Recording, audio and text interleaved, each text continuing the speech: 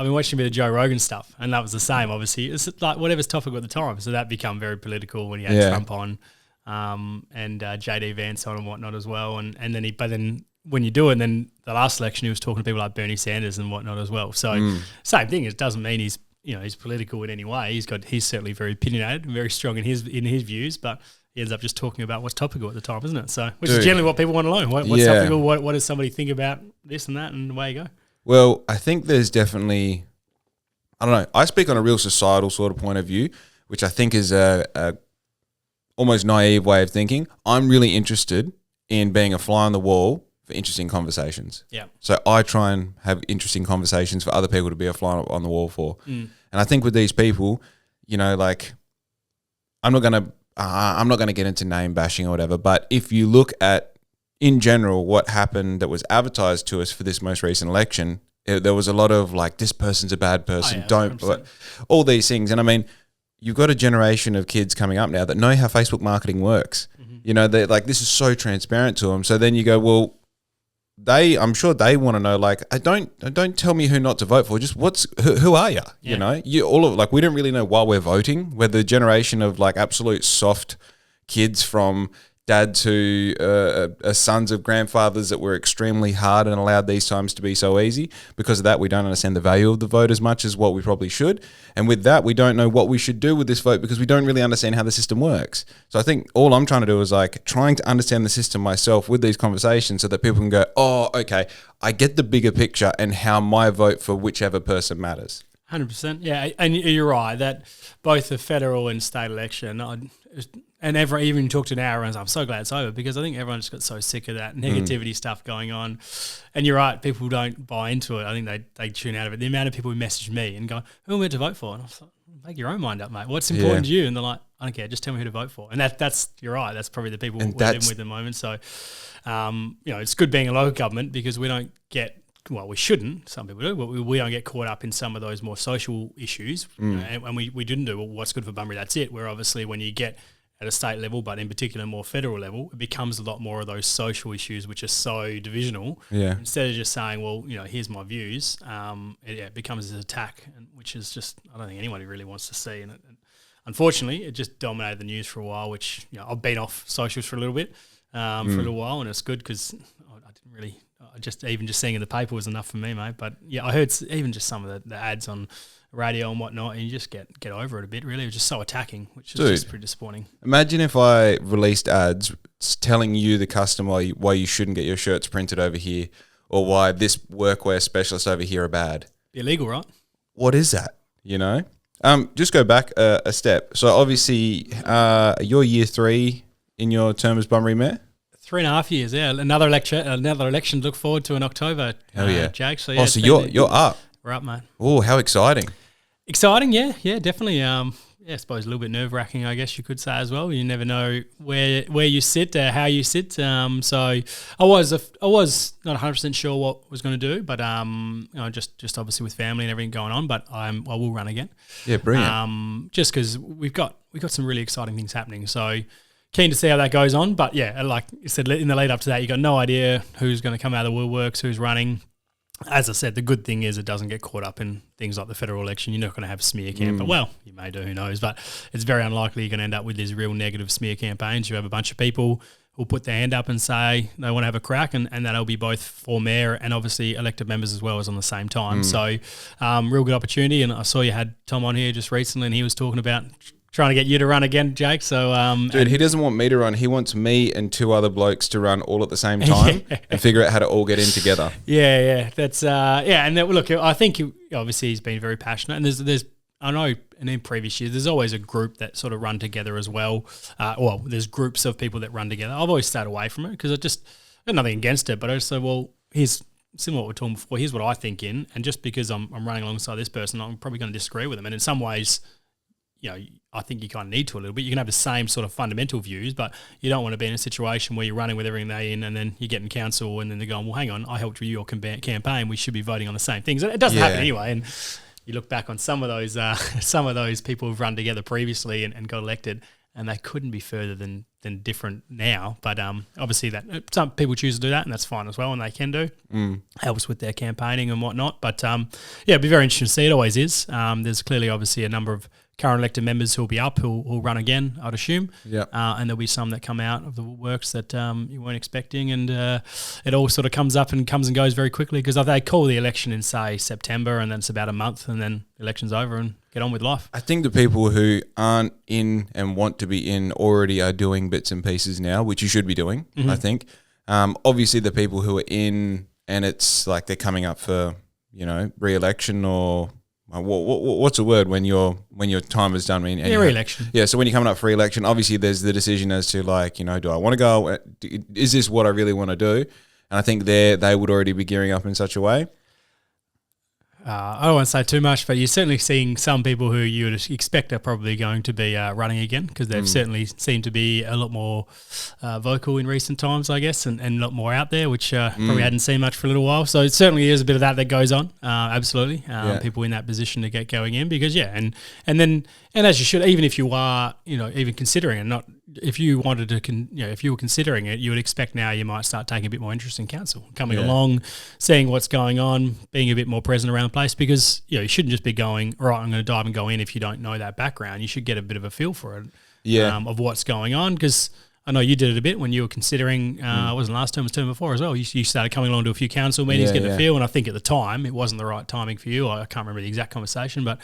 that was a weird... I mean, that's sort of that was a catalyst for so many things that happened with the business, with my personal life, understanding council, local politics, sort of everybody's job role. Because one of the big things I said to you when you came on the podcast originally, so for the audience, you were my second or third guest on the podcast ever. Very different show here, mate. Yeah, Very different show. So it's like it's cool to be able to sit here and have this conversation and be like, all this stuff has happened in the meantime. From that, that was around the time that I got nominated for Citizen of the Year. That's right. I then went and, because of Dakota, went and shook hands with everyone, and then he was telling everyone yep, this is Jake, he's going to run for council, just sort of out of thin air, and that sort of generated that idea. And then from there, I started having coffee with people and having these really interesting conversations about how Bunbury has sort of come to where it is, right now, and all the people that have been involved, people like Tommy, and even I met, what's homeboy's name? He was part of the Forest Highway, the lookout tower. Rolf, is it? Oh, Rolf Stain. Yeah. He comes along to councils most weeks, mate. He's always there. Man, and meeting all these people and realising, okay, it's not just a coincidence that Bunbury's a great place and we have these cool resources and we have these things that we can lean on and say, hey, this is what we've got. There's this entire process, and it's not just people saying wild things on Facebook. It happens one step at a time through these, intricate sort of systems that is our local government.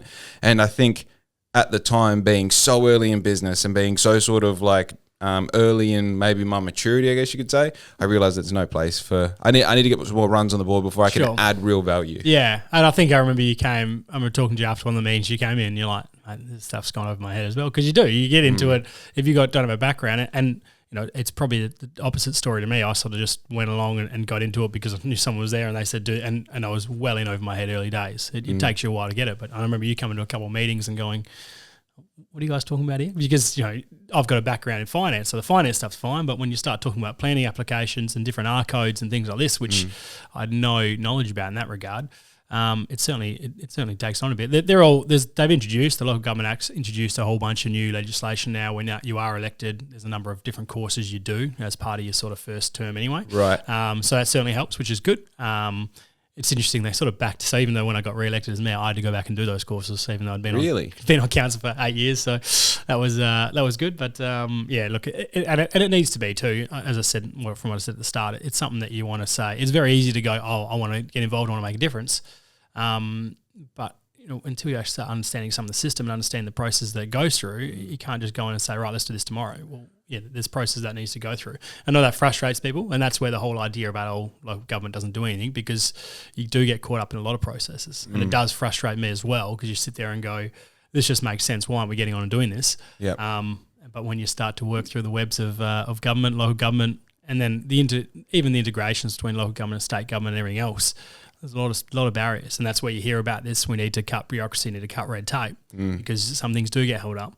But rightly so, because sometimes you do need to, well, when I say rightly so, not always rightly so, but sometimes obviously you need to have some kind of backdrops to make sure that if you just go ahead and do something and just jump in and do it and then it doesn't work, well, you may have wasted a whole bunch of resources and taxpayers' monies not actually doing something. So I think if you think about a pendulum about where you need to be, probably back 100 years ago, you could just get on. If Council of the Days thought this was a good thing, you get on and do it, and that's where you see a lot of good things happen and things move forward.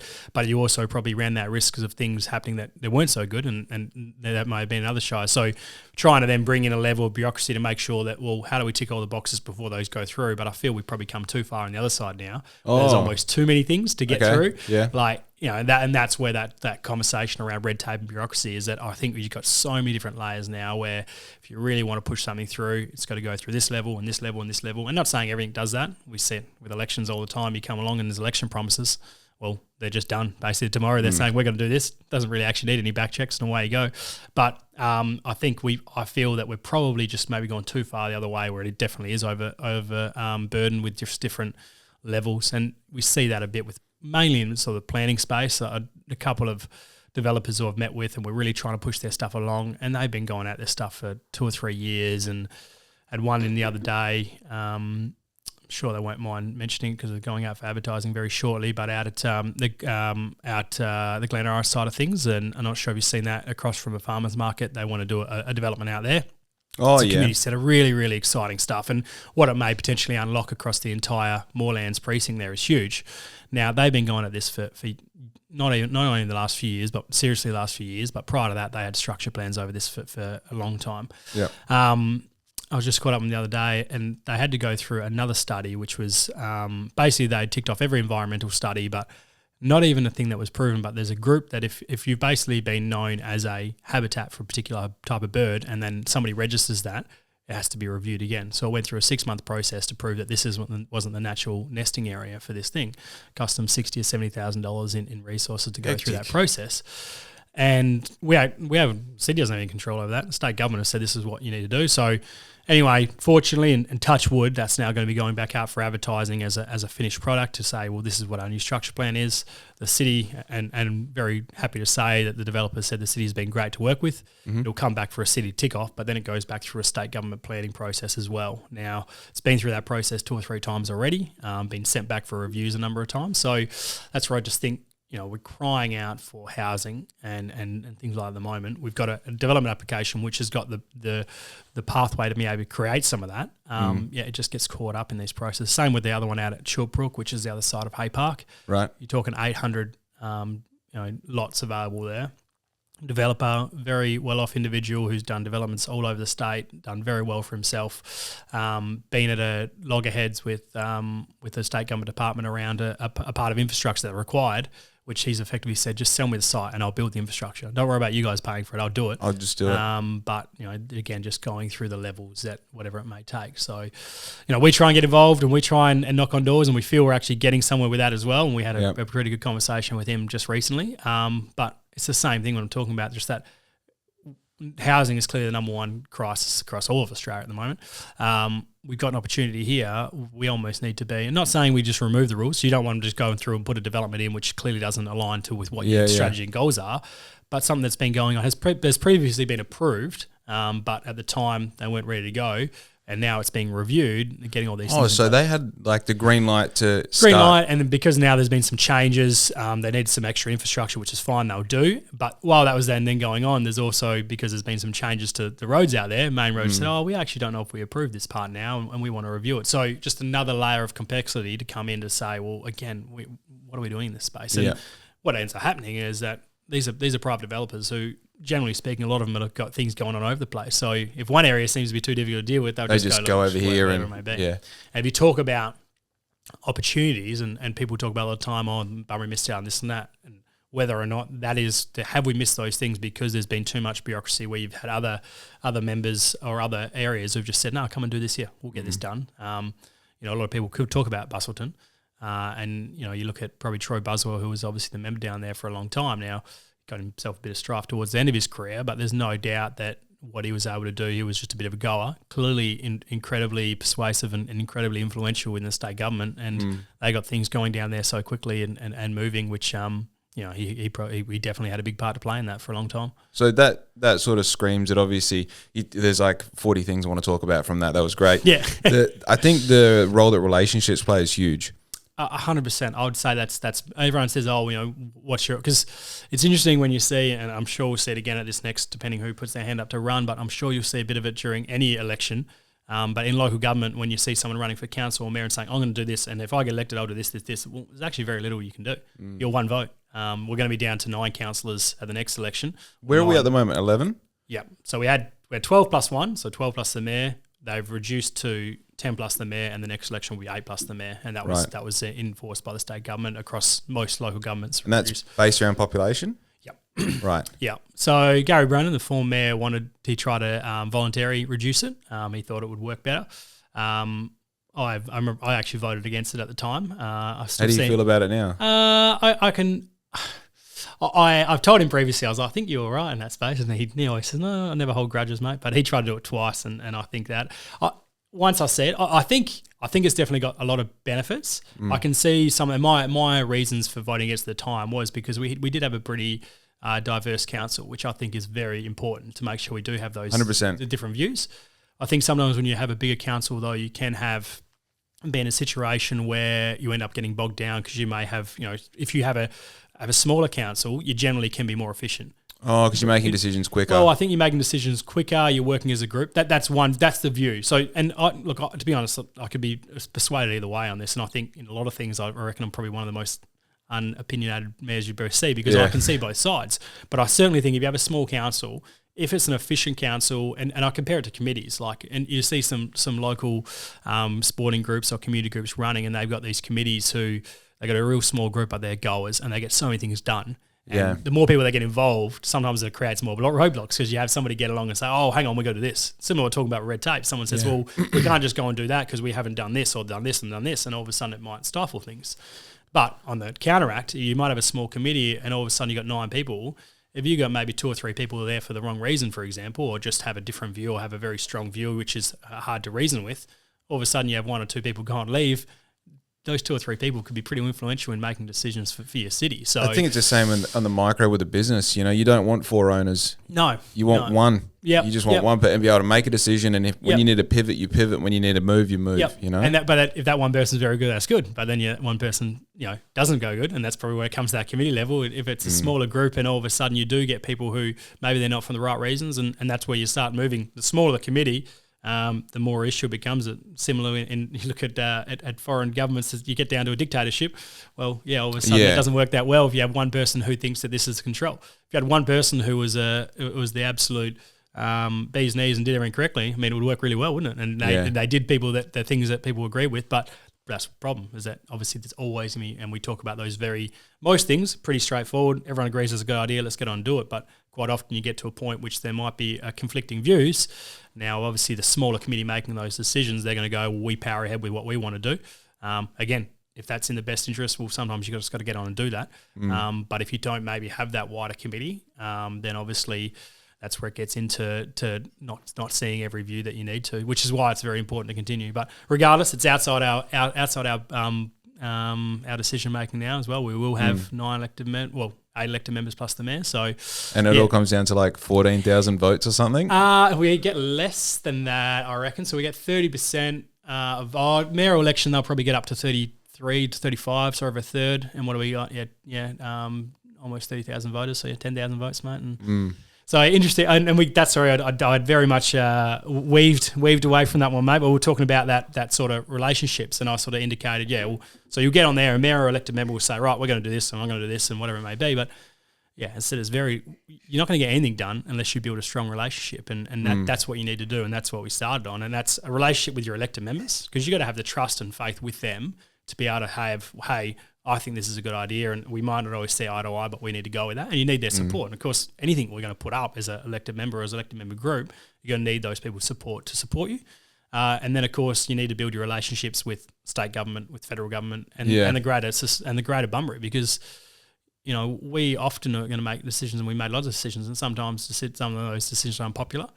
But if you've got relationships with people in the community, they're going to go, I don't agree with that, but I know council and I trust council, so might not agree with it, but they clearly got a reason for doing that, and that's where building that relationships are so important. Yeah. You just go, I don't really care what you guys think. We're going off and doing this, and this is the best thing for the city. It might be, but if you don't have the people and the right relationships and to back you in to go, he's doing the right thing, then it's going to be very hard to build that trust. I think there's it might be weird to make this correlation, but council and community relationship is very similar to like parent and child, because obviously like there's a lot of decisions that your parents make when you're growing up that you're like, I think the big thing here is I don't understand that decision as a child. I'm not saying constituents are children. What I'm saying is there is so much at play that typically is outside of their range of knowledge and understanding, because it is so complex. Like for every bureaucratic red tape, there's a reason why. Yep. And for you to learn those 10,000 reasons as someone who just votes and has a job and has a life and has a family and things going on and problems and this and that, it's just not reasonable to understand that. So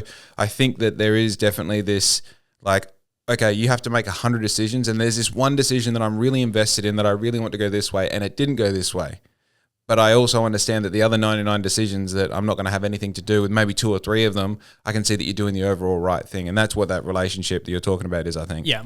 And being able to explain it and say, well, this is the rationale. And you're right around that the lack of information, but also the information that we have. So quite often, and it doesn't help, and don't want to bash media, but if they're going to write an article about a decision that was made, it's generally going to be about a couple hundred word sort of article, and normally it's dominated by a headline.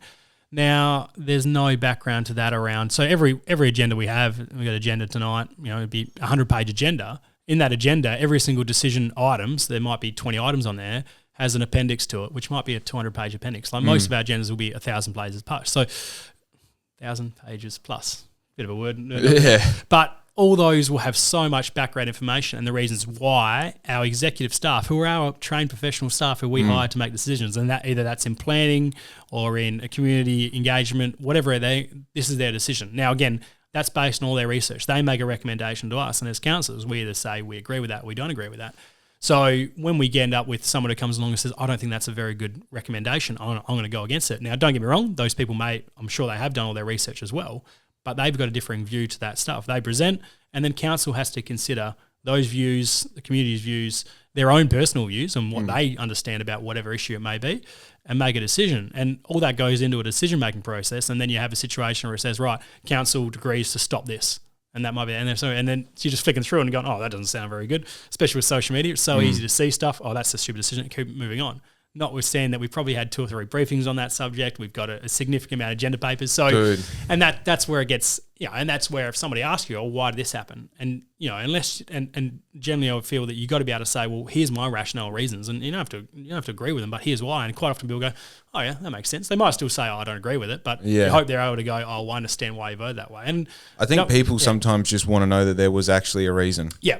It's like, even if it's a reason I don't understand, just tell me that we didn't stop this thing that I thought was great just because there was other shit going on. Yeah. Oh, you just think, you lie. We get at the time, the council just lines their own pockets. They're doing things their own interest. We saw one last week. Mayor's Nets there was a rival club who didn't get a funding approval, which was totally inaccurate anyway. And then the first comments are, well, the mayor doesn't play for that club. He plays for another club who got funding. I was like, that's just such a cheap shot. But, unfortunately that becomes some of the mindset sometimes where you're going, well, again, well, not to mention I wasn't even part of any of that process, but we'll leave that one aside for a bit.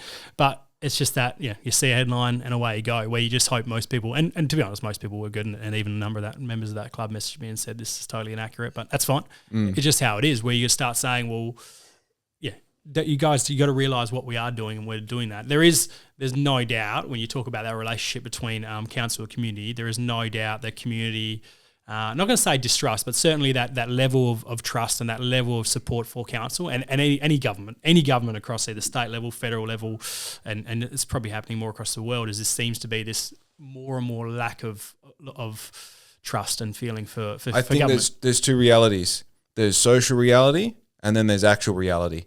And social reality exists on this. Yeah. And I can be a part of it by seeing a headline and going like, oh, Jaysen, this, that, the other. And then there's actual reality, which is what we're talking about. It's that every Tuesday night and in the chambers, things are happening, decisions are being made, there's a process being followed. And I think that people are now donating themselves to the social reality, the screen reality in such a way that they fail to realize the actual reality still exists. Yep. And that Jaysen person that you're talking about is actually a real person. So I think one of the big things that deterred me from this is like right now I can become, I am a businessman and I can become a more powerful businessman with the more that I add to my business with systems and customers and all the rest. And people can say whatever they want about t-shirt printing. And it doesn't really matter. It doesn't really affect me, you know. But if I put myself in a position where I'm one of the people who says, you know, yes or no, or is it aye or nay or whatever? Just no words, mate. Just put your hand up these days. And Right. I'd say those in favour, put your hand up. Away you go. So if I'm one of those people who puts my hands up in favour of something that isn't desirable in the eyes of person X who makes these comments, and then they go down there and say, well, Jake Kerr's just to this, that, and the other, I think I'm not in a place where I could handle that. Yeah. Oh, look, and it is, and yeah, don't get me wrong. I'm pretty relaxed about most things, so I don't wear it. I'm lucky. I know Kate, obviously my partner, when she was first on, she used to always, this person says, who cares? Like we don't know those people. It doesn't don't worry about it. And all that matters, what I just relate on, is that those people that are obviously important to you. And good people, you want to have the respect of good people, and those are the ones where, you know, even though, and some of those have come to me and said, "Oh, Jaysen, I think you stuffed this up," and I said, "Well, here's the reasons why," and they're like, "Oh, I still don't agree with it," but they're not gonna throw you under the bus or anything like that, and you just have a chat with them, and you're able to, and they give you your opinion and go, "Okay, well that's cool, and we appreciate that." Usually and just clink glasses and keep and you going. go, well, that you know, let's move on with the big picture. I'm sure I can look at stuff they've done and go, well, I wouldn't have done this if I was you, and they go, okay, you don't need to, you're not me. So you feel very like I don't say sure of yourself because I think that's like a pretentious coding. Do you feel very like obviously comfortable in who you are, and that when you do, because I'm guessing you come across all sorts of derogatory comments about yourself online, right? Yeah, and as I said, I've been off socials for a little while now, and it wasn't actually that side of things. It was just similar what you're talking about before, and it was just for a while I just got so sick of seeing negative stuff, and it wasn't so much about me. It was just there was some. We've had a bit of a rough year, and there was some very sad stories going around, and I just need to get a little bit of a break for this for a while. Yep. Enjoyed it actually; it's been good, but it's such a powerful tool as well, where you need to be able to putting information out there and whatnot. So but if you see it again, you just go, well, I'm sure if somebody was really offended, or you know what it may be, you would hope they'd ring you. Yeah. And instead, I certainly have had plenty of conversations, but quite often, you know, if you saw something from somebody that you really respect, you go, I'll ring them up and go, hey, what are you doing this for? And you kind of know that, because I don't think people who respect you are not going to do that kind of stuff anyway, are they? So you'd hope they're not. If they do, they probably don't really. It's probably not there. So I think it's a different conversation. Like I expect my friends hang shit at me when I do stupid things. Yeah, I mean, there's a difference between hanging shit and then also just attacking somebody for whatever reason. That's different. Like if somebody says, and I had some the other day. I know that our media team did a bit of stuff with the Matildas yesterday, whenever that went out, and I got quite a few comments from guys I used to play footy and soccer with, and going, mate, your skills are pretty out, and they were getting stuck into me about that, and nothing wrong with that. That's a bit of a laugh, mate, or whatever it may be. But yeah, it's different, and there's certainly two different times, and you know some people who are purposely having attack, some people who just always like to do that. You see some very similar people who just that's some people's character. Yeah, they're just negative. They like to bring other people down, no matter what the story is, and it's not. Sometimes not even. Well, it's for them. It wouldn't even be a personal attack. They're just going, "This is wrong. This is wrong. This is wrong. This is wrong." So I'll get up and do something about it then, and run for council and prove us all the right things we should be doing. Yeah. So I've thought this 3 times during this conversation so far. The amount of people that like I've had the finger pointed at me, like you should get on council because you know you're a shaker and mover and this and that the other. There are so many things you can do to help Bunbury without being on council. Probably more. And that's the big thing. Like, I have a belief, and I've talked about this with ex-councillors on the podcast recently. I believe I have more power being super rich. I can make real change being super rich. But if I'm on the council... We've got some land we can sell to you, mate. You make some money. Definitely, mate. We'll get some developers. This is not just the thing, you know, like the more you research into Bunbury's past, there are so many massive projects that went ahead because some big financier came along and said, I want this to happen enough that I'll pay for it myself, right? And I know there's projects at the moment. I've been in meetings with business owners that are looking at projects going, why isn't this happening? Because if it's money, we will pay for it. We will make this happen for you. And it's like, guys, we will take your money, but it ain't just the money. Yep. You know? So I think there's like this idea that if people want to see change in Bunbury, that can purely be part of your responsibility as the person making the claim as well. B, this idea that all change comes from council, the majority of change comes from group thinking. Like, I think that part of my job as someone who has a microphone and talks to interesting people is changing this idea that Bunbury isn't cool. Mm-hmm. Like, Bunbury is really cool. Yep. We have all these cool things going on. Without anything that council does, there is a foundation of cool stuff, right? And it's like, even if it's just going and picking up rubbish one day a week, you are making Bunbury a better place. Yep. You know, and I feel like that's so overlooked. And because this social reality that exists on a screen, everybody's looking for this grandiose solution to a problem that is like, it's a very simple problem that you're trying to fix with a very complex solution. Yep. You know? No, you're exactly right. I mean, you look, some of the influential people, obviously, from Bunbury over the years have had nothing to do with politics, and they've done. You look at the Pearson Team family and the things that they've done, and I don't know if you had Colin on here at any stage, but you know what they've done for the city in terms of the developments around the place, but the job opportunities and the amount of people they got working for them now.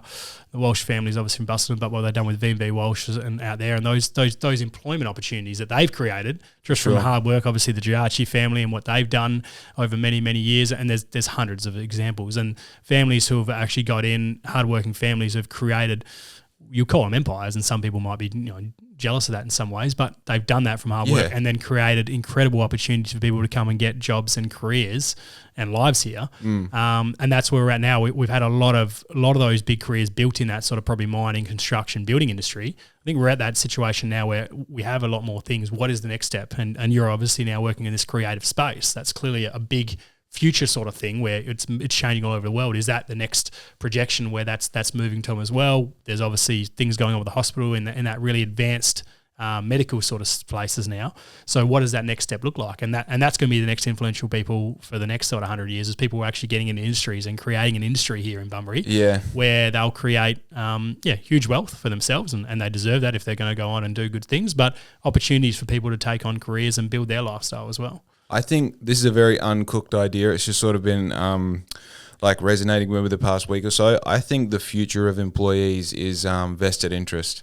I think the age of, like, if you go back 100 years and you have like the rise of Henry Ford, who basically established the what's it called when each person in the factory has one job they do on repeat. It's like the Hungry Jack system. You flip burgers, I wrap them, right? Yeah. So it's like he brought in this factory system essentially where everybody in the job just did the same job their entire life. You didn't build the whole car, you just built the headlight. So just the assembly line sort of assembly line, that's what I'm trying to say. So then following that, you saw a change in the education system to suit people that would be great employees for the factory line rather than being someone who would be like a real sort of tradesman who understood from the first brick to the last brick and everything in between of building a house. Instead, you would just lay bricks. I know it's not a great metaphor, but you know what I'm saying. Gotcha, yeah. And I think now what we're seeing is, and this might just be the space that I occupy, but like I'm definitely very interested in connecting not even business owners, but just people who are like got a spark about them. You know what I mean? Like they're entrepreneurs, they're creatives, they're founders. They're like, they just want to get A and B and make C somehow. And I think that this new generation coming up, they're not interested in being worker bees. They don't want to be on the assembly line. They want to understand the bigger picture. And I think the generation before us really wanted to be on the assembly line. They really wanted to be good at just turning the wood, and that's it.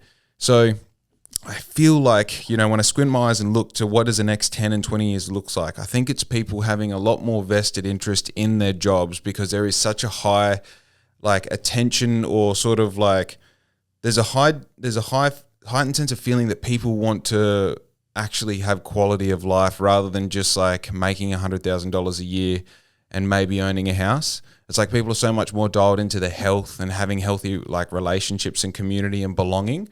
And I think that there's something in that space where it's like you're going to see less organizations where there's like 1,000 people working for them and one person at the helm, and rather like layers of ownership where people are completely getting back what they put into their job.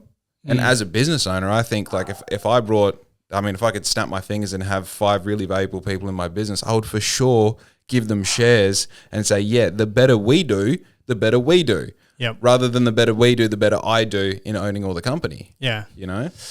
Yeah, look, it's the future is obviously pretty crazy, and you're seeing stuff change in the information and technology space as well. And how does that create? And there's been talk for what does AI look like in jobs and whatnot, of course. So, some ways a good thing about being in WA way behind is that quite often we're just following the rest of the world anyway. Now everyone says that's a bad thing, but you can obviously pick up trends that are happening, and sometimes that's a good thing about saying, well, what is it and how do we prepare to make ourselves that if this is happening in other parts of the world, it's clearly going to come here at some stage. What do we do in that space to make that correct, to make that as well? So it will be interesting. I know Bunbury, and it's always been talked about, is obviously Bunbury's future in terms of youth, and quite often people talk about opportunities for youth, and we see it all the time. That was always the talk where everyone leaves Bunbury and goes to university, and I didn't.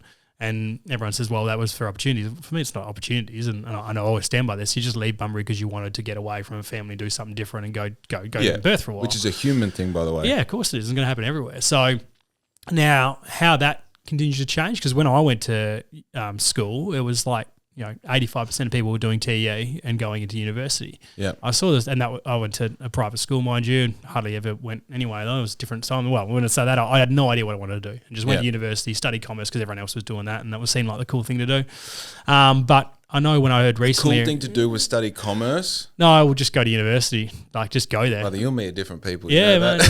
Yeah, well, probably very different things. Well, when I say cool, it was just everyone else was doing it. Yeah, it was a thing to be done. And it was like, well, we're going to university, you're going to go stay on campus, what are you going to do? And it's like, you can't just go up there and do nothing. So I was like, I did commerce in year 12. Did you have an interest in commerce and business? Well, I did economics and accounting, and they were like my stronger units when I was in year 12. Right. I said I didn't really, I love school, but I didn't really try very hard and didn't really study or do anything in that regard. So I was just naturally seen to be okay in maths and economics and particularly in accounting.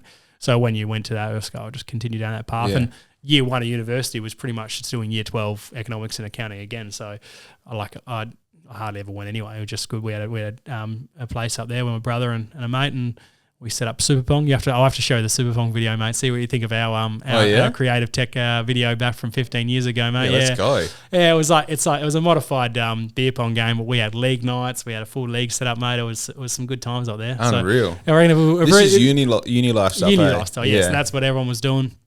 And look, but I know I saw the stats recently, and very less than 0.5% of people now are doing that TE studies. And there's obviously different ways you can get into university when you finish it. I know that as well, but I think there's that change. You probably talked on it. There's that changing dynamic about what kids want now anyway. So understanding that is obviously, and understanding what that future looks like. And you've got your theories that you just pushed on there. That's going to be the key about what do we do around that, and then how do we make sure we transition Bunbury to have those opportunities for young people. Because at the end of the day, we need to make sure we do have young people. And even if young people need to, then they should be encouraged to go out and move to Perth and explore and travel the city. Because if you live in Bunbury all your life, you're not going to get those opportunities to bring back other experiences. Keeps that cage around you in a way. Yeah. So I've got no problem with saying young people want to go and stuff. They should do. I think it's about how do we draw people back? How do we bring careers down here? And then how do we leverage? We've got ECU at the moment, obviously have a partnership with the hospital, and they've got the funding, the Rural School of Health down here. So why wouldn't we try and create that as a hub where nursing students actually need to come to Bunbury to be that next level, or medical students? So rather than saying, well, we're not worried about, kids are going to need to go, spread their wings kind of things, but how do we attract all the kids from Manjimup or how do we make Bunbury the big city for the small cities? Would they want to go there, or even people even maybe they've done their undergrad and they want to finish up and then move their family down here. So you go away, travel, do what you want to do, and then finish and have a career. And that's going to be that next step. How do you make sure there is career opportunities in the Southwest region, rather than saying, well, we are a assembly line jobs? Because probably if you look back as a port city and mining city, Bunbury probably traditionally had that, where now it's about how do we transition where we do want people who are 30 with and getting married and saying, well, we want to settle in Bunbury for that lifestyle. And that's probably one of the very good things about the mobile age that we live in. You can do that from anywhere in the world because you can, if you are well trained in what you do, you can work from home and you can work from that. And if you've got the ability to be able to create a lifestyle here where somebody can work from home, working for a big company, maybe still on the line, but they've got, well, I want to work in Bunbury and I want to work online, and I'll come over and only work in the office whatever it may be. Yeah. That's probably where you're saying about having that opportunity to have a career, but you still got your lifestyle as well. And I think if you look at our lifestyle here in Bunbury, you've talked about how good it is, but we are very lucky. So the lifestyle is the thing. Like you every morning we wake up, go for a walk, and you're like, where a stone's throw from the beach, you're like, what is this? I've got back into a little bit of fitness in the mornings, and you go around the estuary in the morning, like there's nowhere in the world. It's like, and the amount of people out and enjoying that as well. Yeah. And that's a good part, hey. It's and you hope to see more. And what are we almost in May now? Obviously we're moving towards winter, and touch wood, we don't have the winter that we had last year, but generally speaking, our winters are pretty good. It's not really that cold. We don't get horrible again, touch wood, we don't get horrible storm events. And then you obviously get into summer, and we've got perfect summer conditions as well. So you go to other parts of the world, and we're also got our freedoms here and got our livability in that regard. You look at what's happening elsewhere in the world with wars and political unrest elsewhere, and you go, geez, we're lucky here in Australia. And then you actually start looking at, other parts of Australia in terms of obviously nowhere near political unrest or anything like that, but even like you go to Melbourne and it's like 2 degrees, and I was like, I couldn't do this stuff all the time. Well, you jump on the train, it takes you an hour to get anywhere. Dude, there's like a mind virus in Melbourne. Like I got Melbourne friends. You go over there and talk to them, and like you say some keywords. I'm not going to say them on the podcast because I don't want to give them any power. But they look at you as if you're like, what are you doing? Are you crazy? It's like, no, you're encapsulated by like a mind virus. You think that it's bad to say a word. Like, brother, we're joking. Yeah, you know. Yeah, I just get, and when you go to the cities as well, and like so instead of we going for some walks or runs in the mornings recently, and everyone you go past smiles and waves at you and says good morning, and like you go into Perth and you're walking down the main street and you're like, nobody wants to pay attention to anybody, and that's just not Perth, that's just the cities. Everyone's busy, everyone's doing something, everyone's worried about their careers, and they're just rushing around.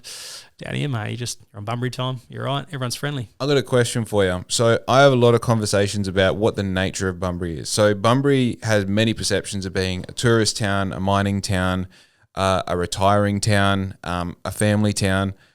I should say city. We're not a town. City, we're a mate. city. Yeah. So, but as in like that sort of defining word of what Bunbury is, and your perception's probably changed since being like a kid growing up here, leaving, coming back, and then being in a position that you're in right now. How would you define Bunbury?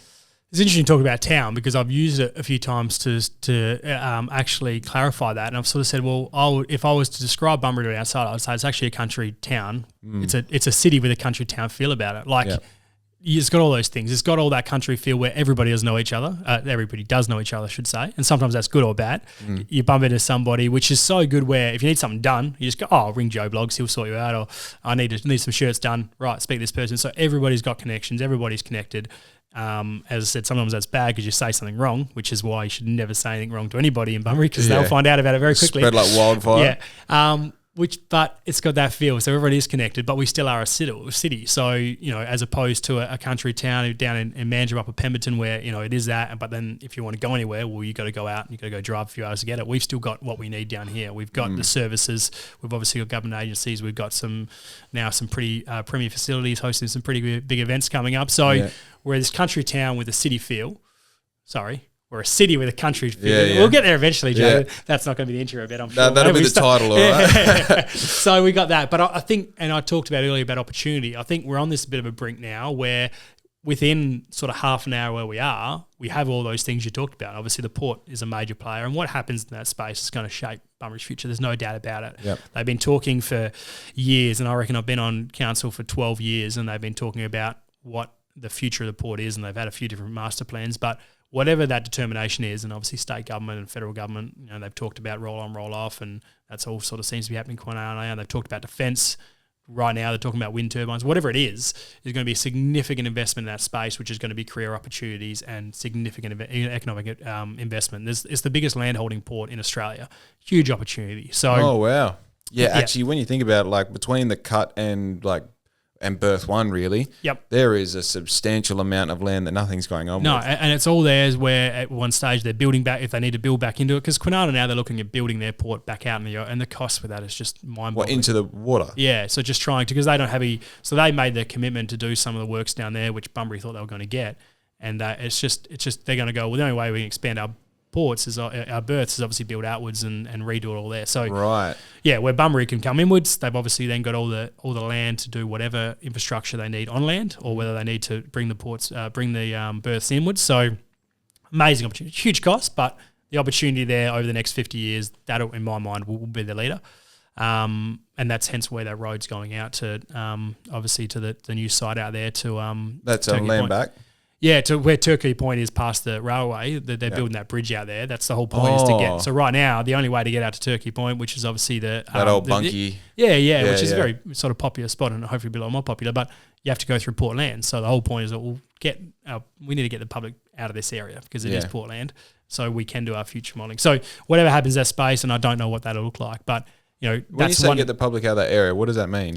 So right now, if you want to go out to Turkey Point, you're driving through Port Land, right? So you go in at the first roundabout where the little playground is there, you cut in there, you come across Port Land. So that's what I've always wondered that, because as a truck driver, you have to get into the berths, you have to scan in and out. But even then, like going through the boom gates and going under like camera surveillance, you're like, am I allowed to be here? And then you get it to the cut and there's 20 people fishing in jet skis. You're like, well, I must be. Yeah. You know? So that'll all change. But huge industry. But then we still have obviously mining industries, and clearly there's a little bit of speculation around lithium and whatnot as well. But that's there, and those sort of heavy industry out there at Iluka and things like that. So within those areas, and then you start talking even more, you've got your horticulture, agriculture things happening around the place, down in Donnybrook with their fruit and apples. And I heard the other day that the Chinese have lifted or are now allowing importing apples where they never previously were. So that'll be very interesting to see how that goes in. So, it was only last week I had a conversation with a delegation who were down here, and they were talking about, they've just lifted.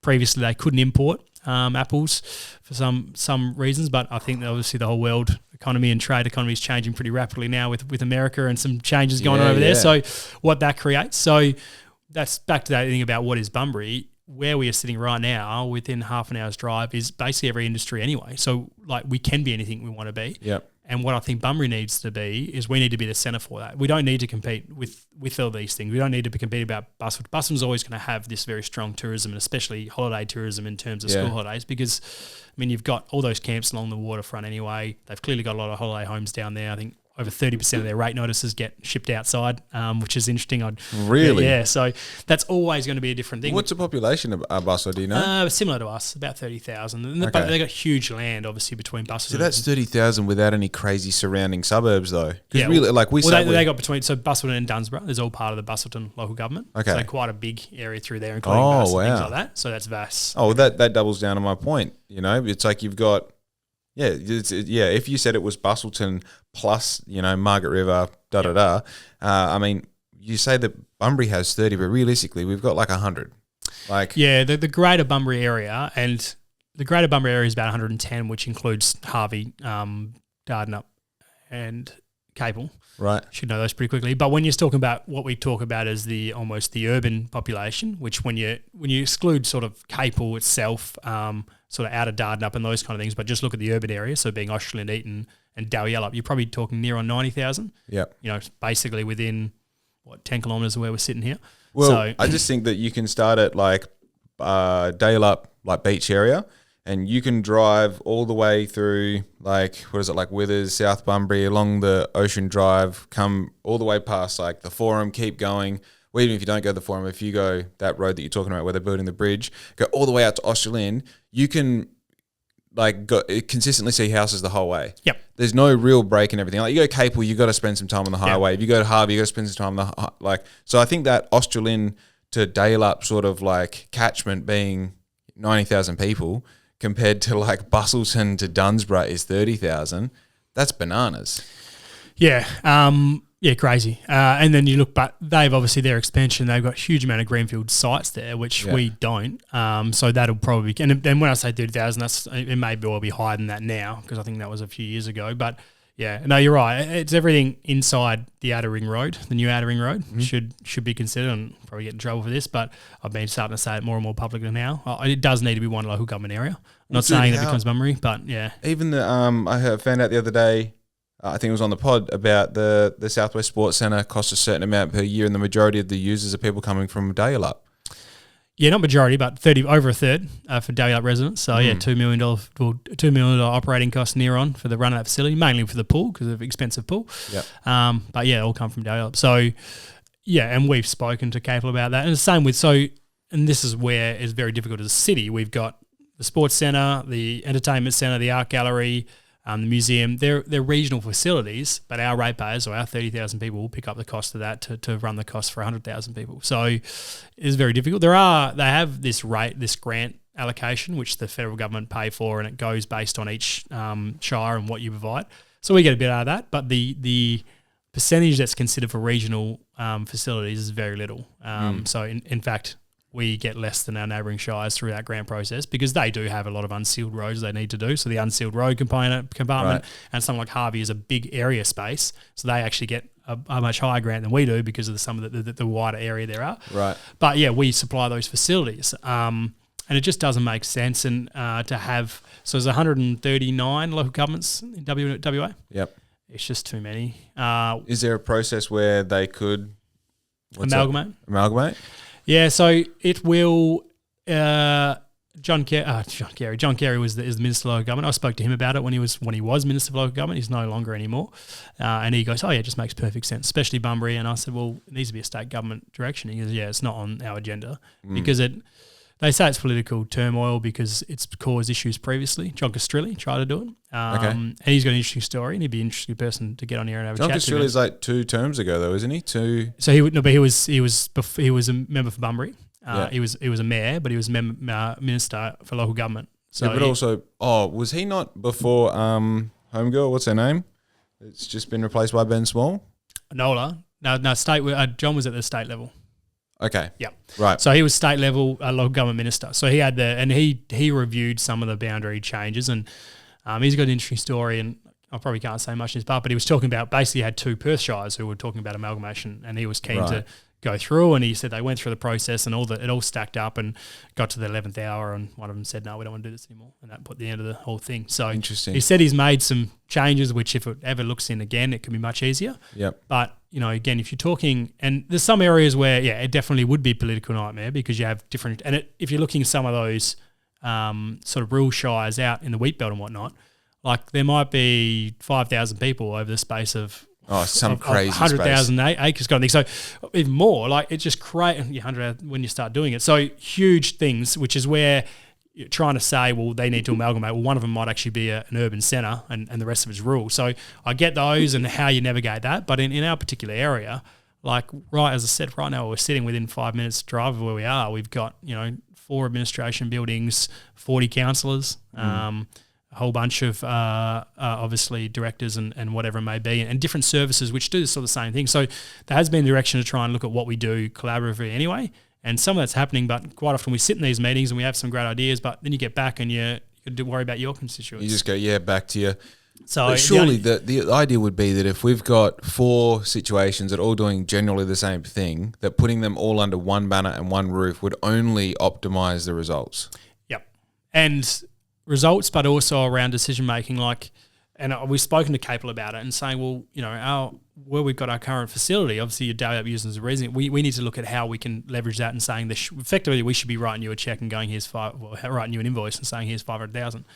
Now, that didn't go down that well, and I think one of the comments around, well, our residents are looking at indoor pool anyway, so we're thinking about maybe we could look at building one. It's no, don't do that. We got capacity here. Yeah. Just look at this one's us. Built if you want to. Same with, obviously, at the moment, one of the major projects is basketball courts, and happy to talk about that later because we've got some good outcomes on that, but we need to build some indoor basketball courts. At the last state election, Shara Dardanup got commitment for extra basketball courts as well. They're the X amount of million. I'm sure they need them, but we're going to build 8 here, they're going to build 8. Why wouldn't we just go let's look at a bird's eye view of this and going, well, where's the best place? Put it smack bang in the middle and let's just put 20 courts there or something. Rather than just, so you could actually make some really good planning going, well, no, we don't need to build another skate park because we've got one 10 metres away, 10 Ks away. I know Capel working through a youth precinct. I'm not saying that's not needed. I'm sure it is in that community part of Daliella. But, again, that's probably a bad example because that might not be used. But if we're looking at doing something right here and Shara Dardanup are progressing doing the same thing and we're both fighting for the same money, while as one government or one authority, we could say, right, this is a priority. This not saying this isn't a priority, but we're going to focus all our attention on this, get this done, and then we'll move to that one. So also, rather than competing on the same pool of funding. The things that we're talking about as well are all like Bunbury's at such a cool, especially when we talk about that extended population number. Bunbury's at this really interesting spot where you have something like South Bunbury Football Oval where they've built all of these great resources and now we've got AFL games here. Yeah. So then you go, okay, well, I don't know enough about sport, honestly, but surely a 20-set basketball stadium that has all the facilities that surround that would also, what do you call it, like attract that, yeah, sure. that next tier or maybe a tier above that of professional sports coming to Bunbury. And then what does that do? Then all of a sudden, instead of there being 2 basketball things, you build a big hotel over here and a big basketball thing over here. So when they come, there's actually somewhere for them to stay. Yep.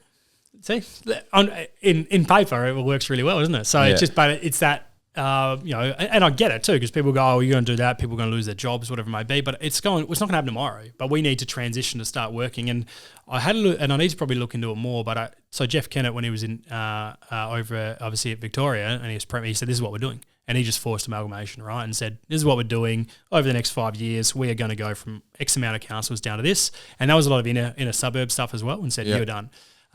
Very, very controversial. A lot of people weren't happy, but that was 50 years ago, whatever it was, or how long Kennett was there, so not that long ago. But from what you read now and some of the research was done, they just say, even the biggest critics now are saying, oh, look, it actually worked pretty well. Because you had a whole bunch of local governments who didn't want change, but then they were also didn't have any money, so they were going broke. And Victoria, most of the a lot of the eastern state councils, or all of them, are actually capped on what they can raise their rates by. So you can put your rates up by, and the government of the day, state government go, right, you can put the rates up by 1% this year. That's it. So they go ahead and said, right, here's our budget. And oh, by the way, we're running all these facilities. You're going to put your rate up 1%. All our costs are going up that. So a lot of them are going broke because they can't afford to do 1% is not even CPI though. Well, whatever the game. So normally the government do say CPI, but they might just say, look, things are tough. We're going to mandate you putting 2.5% up. Again, so that's what it would be. Yep. And then what ends up happening, and we actually interviewed someone who was going through a process. He was from the Eastern Coast CEO, and we were speaking to him about, during the CEO process, and he was saying, right, tell us about some of the tough times you had as CEO. He goes, well, about the East Coast thing, so they can apply to go for extra funding, like if they need to. And he said, I was CEO of this council, and I won't know no names, but he said, effectively, they'd been running on this thing, on this bare bones budget for whatever. They come along and said, right, we need to raise our rates, and we have to apply for an exemption. And the state government said, no, you're not going to get one. And they wanted like a 40% increase. And the state government said, that's not going to happen. So I said, okay. So he just said, I shut down the library, shut down the museum, and shut down something else. And they said, obviously, the community went ballistic. And eventually the state government said, what are you going to do? He said, well, we can't afford it. So they ended up having a 100% rate increase over a 2-year period to open back up their facilities. Wow. But the community wants all these stuff. Local government got a charge, but they couldn't do it, and they just said, we got to do this. And council supported him. He said, well, that's why I'm applying for a new job, actually. But anyway, that's how they were when it's mandated. So, yeah, well, that's just the example of how extreme it can do. And we're seeing it a little bit happen here in our WA local governments. A lot of councils' rates are going up above CPI because we got these smaller, and again, if we use the example, Bunbury's got this.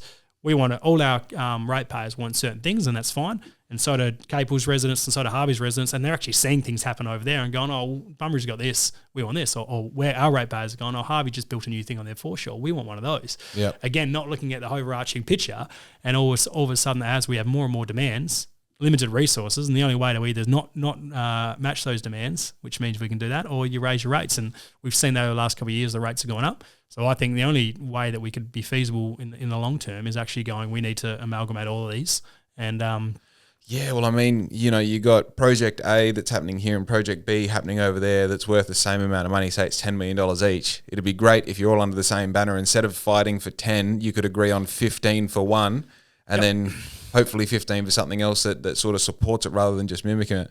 Well, it helps a lot with federal funding too, isn't it? When you go over there, I've been over to Canberra a few times pledging for a few different projects, and you sort of go, where the city of Bunbury, and they bring it up on the computer.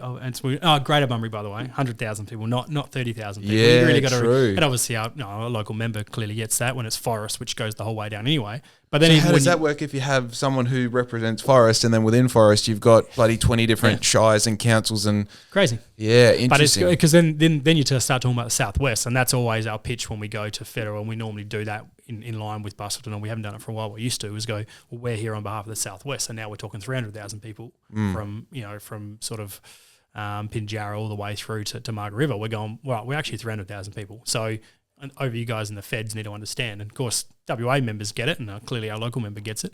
But when you go over there and you're talking to whoever it may be, the regional minister, which is McBain, or was McBain, I'm assuming she still is. I haven't seen the cabinet reshuffle now. But they're looking at Bunbury and going, okay, well, Bendigo's got 300,000 people, Bunbury's got 30,000 people. They want some regional facilities, you guys want. So that's where we need to say, hang on, no, we're the Southwest. Because you're in Bendigo, it's the same sort of thing as being in Greater Bunbury, realistically. We're talking 150,000 people. Dude, have you been to Bendigo, Ballarat, that whole area? I haven't for a while. I played cricket over there a couple of times in Ballarat. But yeah, I haven't been for some time now. Dude, it feels like you're in like some ancient like English city, like beautiful architecture, and like you go down the main street, it would take you a full day to walk from one end of the main street to the other in Ballarat. Yeah. You know, like we literally went to the main street day after day, and I was like, oh, we're on a different street to where we were yesterday, obviously, and then got in the car and drove for a couple minutes, and I was like, oh no, this is where we were yesterday. It's the same street. Yeah. I couldn't believe it, you know, and it's crazy to think, like, you know, we're talking about before the definition or distinction of the town. You go, Bunbury is still one of those places where you go like, I'm going to go down the main street and grab a coffee. And that sort of makes sense. If you say that in Perth, you're like, oh, you could be talking about one of 12 streets, you know, but Ballarat still has that, yet it's a massive place, you know? Yeah, well, again, it's just down to population. If you look at Melbourne's population and that spread to regional areas, and again, WA being behind, it'll continue here. Like that's where we want Bunbury to be in the next 20 years or whatever it may be, because, and we're seeing it a bit. There's been a study that was just released. So the Regional Institute of Australia do regional studies. The last 2 quarters, Bunbury has been the highest percentage regional city in Australia.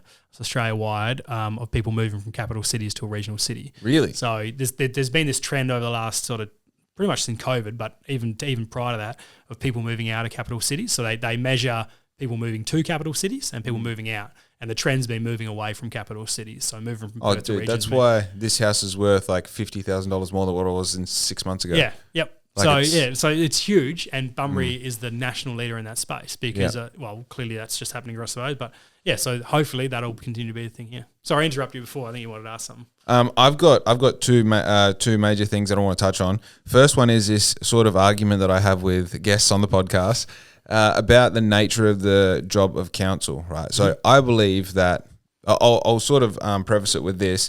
The idea of me and these other 2 people who are specific people and not just, you know, randomly picked is we're young business owners. One of them isn't a business owner, but very involved in business his whole life. And the concept is that when you're a business owner, you have these sort of innate skills, problem solving, managing people, managing cash flow, understanding like how to prioritize, typically being able to move very quickly. Like you're not just go like, oh, okay, cool. We've done a step of this process this week. We can worry about the next step next week or next month. And that sort of says that, you know, you put people like that into a position of council that it would sort of be effective, because council essentially isn't but is acting as a business, right? There's money coming in from the ratepayers, there's money going out to projects, to requirements and desires of the constituents. So what do you but the sort of pushback that I've had, that being a council member is more of a public service than it is a being an employee or a board member in a business, whereas I think it is strictly being a board member in a business, because it's decision making based on how you're going to spend money. What would your opinion be on that? Yeah, so it's an interesting one, and there's probably 2 ways to look at that. You're obviously not getting involved in the operations. So you got the city, which deals with the operations, and Alan, obviously our CEO, deals with those kind of things, and then the council, which is there to set the strategic directions. So it's the exact same as a board works. So a board of a company will say, right, we employ the CEO, and here's where the strategic directions we want to be. Now that strategic direction might be, we want you to spend no more money. It's up to you, go fix that, and that's those kind of decisions as well, as opposed to, we got these opportunities here, we want to really focus on some projects because, yes, it's spending money and we might have to borrow or do some stuff, but we want to set that direction because if we can do that, it's going to achieve XXX. So there's different things, but we're not getting involved and going, right, we need to manage this and that. We direct or we instruct or get requests from the CEO to do that. Mm-hmm. Our current CEO is very open with council and is very good at basically, and I meet, we basically have coffee every morning, and he obviously is very open with the elected members as well about talking about some of those things. Here's one thing about doing X, what do you guys think? So there is that ability and very close around those kind of views, as opposed to, you know, I know some CEOs just going, well, here's it, well, I'm doing with this, you stay in your lane, I'll stay in mine. And that's how we've got a very close relationship with that, with our CEO, which is good. So we have that ability to be able to work through those things, but literally during the budget process now, we'll have 6-7 budget workshops leading up to budget adoptions, probably more, and it will start saying, well, what is important to us? And in a budget, like in any business, you're going to go, well, here's our actual operating expenses. Here's what it costs us to run anyway. Yep. Here's what we anticipate the rates increase is going to be to give us X amount. And sometimes it's actually very little discretionary, because it is about saying, well, right, we need to run the business, and here's what it costs to run the business anyway. Yeah. Here's what our current costs are. So that discretionary spending about where we're going to look at things, but then it starts getting into about, well, what could we do better? And if you look back at, or what could we look at changing? And that's probably where it gets away from sort of saying economic v social v anything else that might come into it. And if you look at the last 12 months, we've been talking with the CEO about, we want you to deliver some optimizations. what are we going to do to increase our revenues? What are we going to do to decrease our expenditures and provide efficiencies and provide a report back? And it's interesting when a few of those things have been challenged, the pushback that comes in. So we had one where the CEO put up a position to say commercial waste. So we collect our waste services, of course. We run our waste services. Oh, yeah, this is recent. Bins. Yep, just recently. So there's the two examples I'll use have been in the last 12 months. So we run our services, our waste services, and off they go.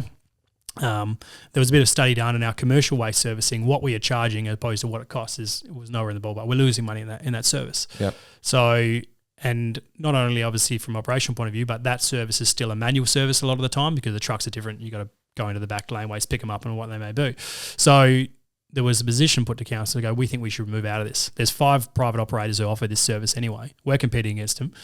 Technically, we're probably, we're competing under market, charging under market for what the service costs. So anyway, that conversation happened at council and there was a differing views, but some elected members saying, no, we got to stay in this because we offer this service, and going, but we want to find efficiencies. Here's a way for us to look at this, and we can then not just saying, right, we're going to cut down this thing as well. We also want to see an increase in our CBD cleaning crews.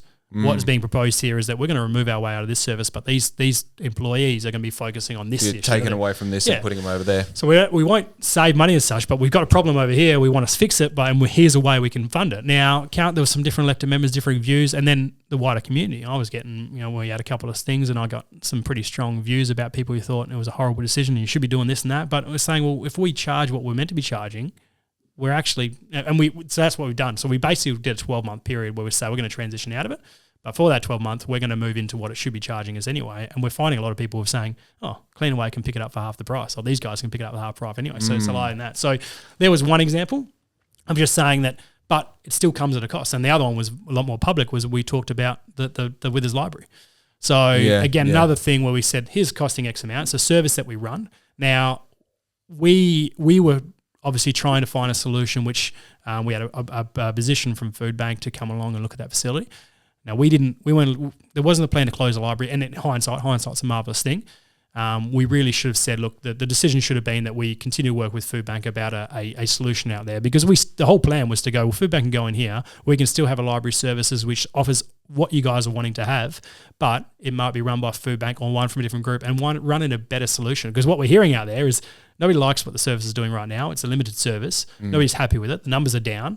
You're saying the numbers are down because of the way it's limited, but we got a solution here we want to try. But as you probably saw, it created a fair bit of public angst. There was a petition, 1,000 signatures, can't do this, don't close our library, leave it as it is, or change the thing. So we're working our way through that, and we had some public meetings out there. And look, and to be honest, they were very, very, very respectful, but here's our issues and here's what we got. But rather than saying, well, okay, that's fine, but if we want to extend what we're doing, that will come at a cost.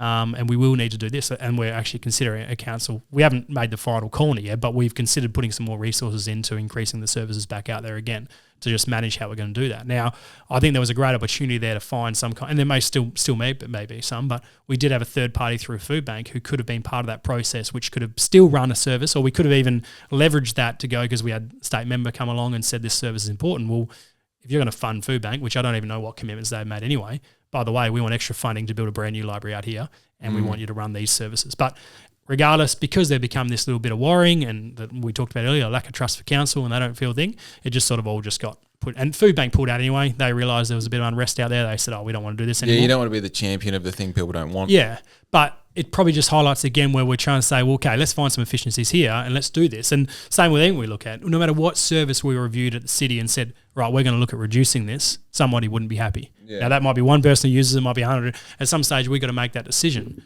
And then it gets into, okay, well, let's just not get rid of anything. And then go, right, all right, well, the rates are going to go up 7%. And then you get people going, that's crazy, you can't do that, we can't afford it. And going, well, where are we meant to balance? So that's where that balancing between economics and that comes into it. And it's interesting because you'll have some people who says, don't raise the rates, but then we offer, well, we're going to reduce this. No, don't do that. So I'm not sure what that magical wand is to go, whatever it is. And again, we go back to that thing of trying to explain the 1,000 steps in between you're having a disagreement with something and trying to come up with a solution in council for it. Yeah. Yeah. Yeah. So, and that's where you hope that if you have, and then maybe, and this is probably what we thought about when you talk about young people in business or even people who've never been involved in council, try and, if you bring some of those people in, there might be a consideration going, we consider doing this. And that's where that maybe that different mindset about how we operate things may look at it. And what I think contributed in one way has been we touched on the basketball courts a little bit, but so the new basketball courts, we've obviously got the current indoor sports centre, which we touched on, costs a lot of money. Not at the last election, not even the election before that. I'm pretty sure it was election Friday. Don Punches, I can't remember his first, anyway, some time ago, come along and said, right, these basketball courts are dated. We're at capacity. We are. There's 2,500 kids who play basketball. They're playing. Some kids are playing basketball there at 11 o'clock. It's crazy. So anyway, he come along and said, right, you need to build some more indoor courts. Here's an $8 million election commitment. We want to have 3 more indoor courts. We actually didn't have any planning around that. We didn't have a project concept, but it was election commitment. We said, and clearly needed. Don't get me wrong, definitely needed. So council started working. It must have been his last thing because I was mayor and the former CEO and I was sitting down. And their first concept they came back with the design of expansion of the indoor sports centre was $45 million. Whoa! So 2 stories and all this, and I was like, just as like for transparency, $45 million for something like that is bonkers. Yeah, a lot of money. Yeah. So expansion, basically where the old pool was, expansion of that, all this kind of bells and whistles. And I said, but we don't need that kind of stuff. So anyway, refined process, pulled it all back, right, bare bones. Here's what, because that's what it is. We just need a place for kids to play sport. Yep. Bare bones, and it came in at $25 million or whatever it was. And this is 3 or 4 years ago, even longer. And my view on it was saying, well, why are we running this? Why is the city running the facility? A, we're going to pay premium to build it. Yep. B, we are then running a facility which is already costing us $1.5 to $2 million a year to run. So it's probably going to be up to $2.5, maybe $3 million to run because we're going to do it all. And I said, why wouldn't we look at a concept? The Basketball Association, the ones who lobbied for the money, they've got tremendous amount of skills, networks and people involved in that committee. Why don't they build it? So we sort of then retested the model, looked at Hay Park and said, well, if it doesn't need to be part of our sports centre, where else could it be at Hay Park? And as a standalone facility, which is just built. And the rationale that come up was that recently Gelton had expanded their thing. Association fully runs the facility. You've got a bit more of an example because it's a pretty impressive facility, but they're at Williston. The basketball facility at Williston was funded by the state government, fully run by the Williston Basketball Association. Most golf clubs, surf clubs and footy clubs and that all run, and obviously to a different degree, but run as a community club. And if you go on the East Coast and you see that all the time, is that they've got all their surf clubs and all their RSL, and they do have pokers over there, helps a fair bit, but they are community clubs and run very well. So that's where you've just got members of the public who are sitting on a board making decisions, all in the best interest of the facility. Yep. Yeah. But okay. What the strength is, you end up with volunteers, and as I said, you come up with networks and relationships we talked about earlier. Like if you go along, like imagine we've got a facility, the city owns a facility, and go, right, we're struggling a little bit, we need some extra money. No one's going to go in and go, yeah, we'll chip in and that. If you've got a basketball association going, right, we need to raise some more money, where do we go? Well, can we speak to Perkins, who are building it? Can we speak to these guys? Can we speak to Black Inn about being a sponsor? All that they've got ability to do that. So that was my view going, well, can we let the Basketball Association run it based on some of these other models that work really well? So it sort of flipped around for a while. It didn't move much for a while, and then it moved around, and we got endorsed by the department to say this concept can work, and it has worked elsewhere.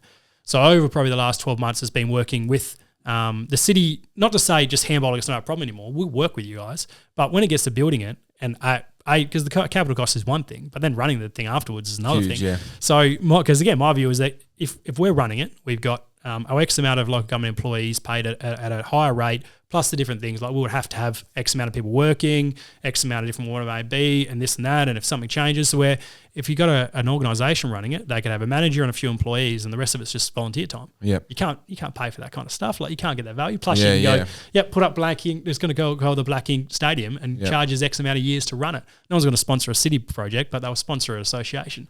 So that was my view, and I think this should work pretty well. So we're now at this concept where we've sort of pulled it all back and done all that kind of stuff. It is a standalone facility. Of course, got all the quotes back and it's still about 20 million.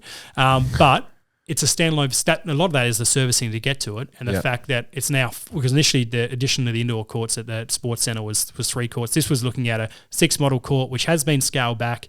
We had a very promising meeting last week with Rita Safiotti, the Deputy Premier and Premier of Sport, and her comments like, we just need to get this done. And why wouldn't you build 6 courts instead of 4? So we're very optimistic we might get some increase in funding. We still have 8 million there. And we need, I think we request another 16. But again, as the process goes through, because that's just based on a tender process, which we're sure if we start saying to a builder and to the people doing the stuff, by the way, this is for the association, not the city. Again, I'm not saying the builders will do it, but they want to support. I mean, builders and the contractors, their kids play for the thing. They want to get it done. So how do we actually move away from that government running something and letting an organisation go on? I would love to see all our facilities being totally run by a community organisation, because you can't pay for that experience and that.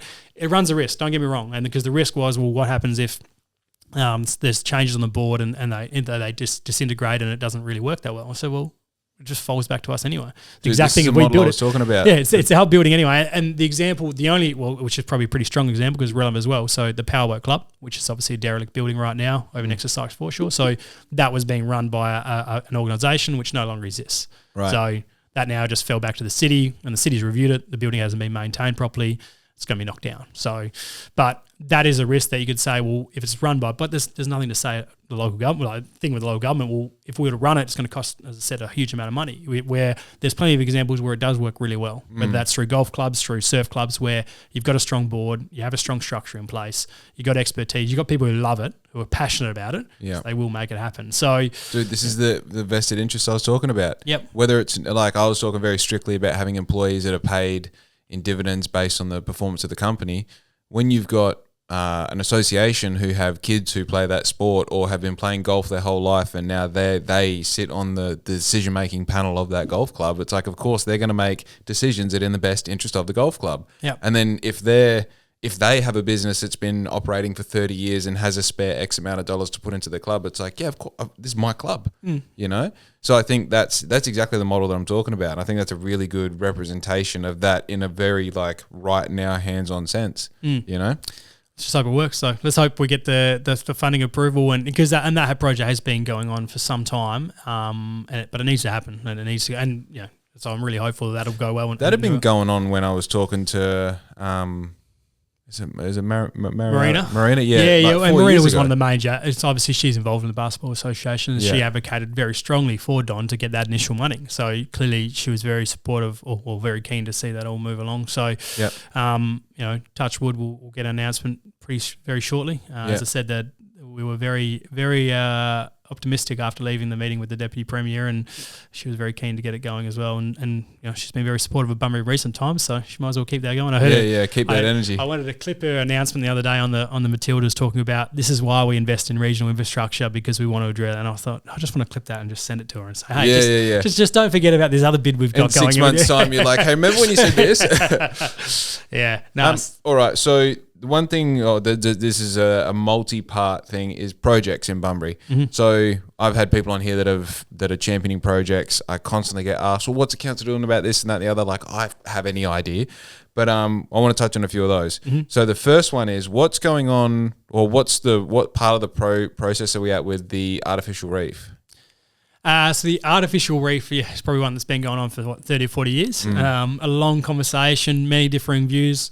See your book there with Brendan Kelly. I'm sure he certainly had some views on it and was probably part of council when there's been differing positions previously. I know Ross Slater. I don't know if you spoke to Ross or know Ross before. Very opinionated character. Previous councillor, has a lot of views on ocean reefs, and a previous marine scientist in some capacity, he tells me. Yep. But Ross is one of those blokes, very happy to give you his opinion, but he says it to your face too, so he's no problems with that. And got a bit of time for Ross. Yeah, he doesn't dive behind. He gets on his keyboard as well. Don't worry about that. But so ocean reefs, right? I'll start by saying I'm not a surfer. I've got no idea about different wave models and how it all works, and so I'll certainly do that. I went to the presentation they had the other week, and I think you had Amanda on here at some station. Yes. Yeah. So what they're doing now is very good, because you've had Troy going around and Troy meeting with me talking about what Troy Bodigal has been up to with his Wave Cove and this and that for a long time. And as I've said, I've always said to him, he's took me out to the Hungry Hollow before and said this or that, and I said, look, I understand the economic benefits that this will do. Mm-hmm. I said, I don't understand all the other flows. And I said, but from our point of view, you need to get state government support for this. Even if it's not financial, to go, we think this is a good concept. Just for them to say yes. Because that's how we transition to go. And I said, the way you need to do that is getting public support. And I think that's where Amanda's been very good about. They've got a little committee. They've clearly now built some online support. They ran the information session at Froth the other day, because like most things, and if I refer back to something like the skate park that was built, again, that wasn't something else that wasn't on council's radar. We got a major project list, which we're looking at things that happen over the next 3 or 4. That wasn't there, but then we just started getting lobbied from John Dixon at the time, no Dicko. He came down and effectively it started was going, our skate park is shit. We want a new skate park. Yep. And then it started from that, and next thing, I remember him coming to a council session at one stage. He goes, "We need a new skate park." And then someone said, "Well, what are you thinking?" He goes, "Oh, just make it better than Bustleton's," was his comment. And it's kind of sort of sat over there for a while. Next thing, there's a little committee and a group, and next thing we're getting lobbied by all these different people for ages. And we said, "All right, we'll put aside a bit of a concept." And then it went through the process, got a working group, and then within 5 years, I think it was built. It was a really good, really good sort of public, or show how public support can get something to go. So as I said, so that's the same thing you need with the ocean reef or surf reef, is to get that public support. There's going to be different views about where it should be and where it fits in, and this is where I don't understand the full dynamics. But what we've currently got is we've got a model, or we've been putting funding aside towards coastal management. Yep. And you might be aware there is a coastal mapping chart which talks about what we need to do, and there was a study done that within the next 20 years the city needs to do some significant works, and one of the options at the moment is to build groins to stop obviously some of the coastal erosion, which seems to be very unpopular. Yeah. We was I feel we were almost held a little bit to ransom with that report, because the report has about 15 different recommendations, right? And one of them, which says at the moment, right now, based on the facts that the cost-effective thing is doing that. We actually, when we adopted the report, we said none of this will be happening within the 15 years because we wanted to put people at ease. Yep. The reason we had to adopt the report, though, is we were applying for some funding to do the seawall where the cut is at the moment, not the cut, sorry, the plug is. Yep. So that wall needs some immediate work. The funding we were applying for said, you will not get this funding unless you have a coastal management report. Oh, so it was an add-on to a bigger project. We've got a coastal management report over here which talks about this, which a lot of people didn't like, which we said, well, we don't get the funding unless we get this report. The report is almost a live document, which will suggest, well, we effectively need to be saying we're doing something in this space, and we've got some recommendations that we would like to lay out at some stage. So effectively, though, where it is they're going, well, we recognise we need to do something around coastal erosion, sand movement. Now, if a study on a reef, artificial reef, proves that some of that can work more efficiently, then great, that recommendation moves up the chart. Especially if it has these other secondary and tertiary benefits of creating waves and creating marine life. And look, obviously those are very important and probably the most important, but I see the economic benefits of that as well, and what the surfing economic culture will do, and you see what that does. I mean, I've been invited down to Mo River for their event this weekend, the Pro-Am. No idea about surfing, but we'll go and sit on the tent and have a look and see what's going on there. But I've seen some of the studies about where it's happened on the East Coast, again, with some of those surfing areas and what it's created. As I said, I'm not a surfer, but the activity it can create, and we've got an amazing coastline as it is now, but all of a sudden that's back with some surfers and whatever else needs to be on that area. It's huge. So supportive of it. It needs some more work in terms of their reports. I think the next level, they need to do some sand study. They have just been talking with the council about how council would support in funding in that regard. Yeah. And that's where we'll start working through and going, you need to go to state government. You need to speak to Don and say, this is something that the state would consider supporting or is supportive. Because if they just go, we're not going to be supporting this, and I don't know what their views are, I'm not sure. But there's no point us pushing it more and more if we're not going to get support. If you're going to be met with the why we fund a bunch of studies if they come along and say we're not going to fund this? Yeah. And whether or not they do fund it or there's other ways of funding, that's fine. At the end of the day, it's Department of Transport, Land and Water, so we need their support before we can't put anything in there. So that's where that is. I as I said, I would be supportive because I can see those benefits. How it all fits together is not my area of expertise, but I'm always supportive of any projects that have got the potential to deliver what this does for our region, environmentally but economically as well. So just to summarise a very interesting part of what you just said, there's something going on over here that required an extra document to make that happen in real time, and then people are leveraging that information to then say, well, this is a better result. I'm talking about the groins. We'd rather have this than the groins, when this groin idea is purely just to help another activity happen. Is that sort of? Yeah, it was the funding bodies where we're getting funding from basically said, well, you need to have a coastal management report, because obviously anything to do with coastal management there. So part of your conditions of your funding grant runs says, right, to get this funding grant you need to be this, and this, and one of the points says you need to have a coastal management plan. Yeah. So in our coastal management plan over here, which talked about saying you need to have groins. So it was a different scenario, but it did talk about basically saying, here's some of the studies that have happened over the area. Here's what we're seeing. Here's what we need. Here's what we see as some of the future. Because it talks about, it's a large document, but it also talks about some of the future. And if you do nothing, and here's all your opportunities. Here's all the different things. Do nothing. do groins, do this, do this, do this, do this. Yeah. And a lot of it is basically a prevalence by saying, look, there's more studies needed, more studies needed, more studies needed. But effectively saying, well, if you do nothing in 100 years, you're going to be in a bit of strife, effectively, or whatever it may be. But it does say, it's basically putting something in place to recognise that we need to be starting to review back to this plan and saying, right, this indicated that in 5 years we're going to see X amount of things. What are you doing? Where are you looking at? What are some of the cost factors? What else is happening over here and that? And we know that, like obviously coastal, there's a huge different views on coastal erosion, what happens in that space as well. We know you can just walk down every winter. Like last year wasn't too bad actually. The year before was one of the worst erosion years I've ever seen. Like you saw everything down there you hadn't seen in years, some of the rock faces, but it's clearly just a very rough winter where a lot goes on. Yep. This year might be a lighter winter. And that's where the differing view is. But regardless, we know every winter a lot of things get washed away. So what is that? How do we stop that breaking, especially of that the wave breaking on our shores to protect in some of that space as well? But what does that look like? What does that look like now as opposed to 5 years, 10 years? What technology is around as well? Yeah. So right now you're talking about, well, this is what it'll cost. But yeah, if you started saying, well, option 2, which might have been artificial reefs, is only not currently the number one recommended thing because of the cost you're expected at it, but hey, there's another solution here, which is at a much lower cost and can do this. Yeah. All of a sudden, that might start changing some of those projections. So, well, I know even some of the building application models that they were presenting, like one was like having a crane on the beach and craning it into a barge, and then the barge going out and dropping it in specific locations. Compared to, I think they were going to build that was like sort of solution A. Solution B was making a clip together puzzle sort of thing, and you made these bits, and then those bits were then put into position by divers, and one clip, second bit clipped the first bit, third bit clipped the second bit, so you sort of built it and built up. But I mean, who knows if in even 12 months time you put this problem into ChatGPT and ChatGPT is like, no, just 3D print it underwater. Yep. Just have a live feed of stuff that solidifies when it gets exposed to liquid, put it in place, bang, off you go, and it supports ocean life, and it. Yep. So yeah, I think that technology part of it is just, I think even I made the example of this morning. So I posted last week's podcast today.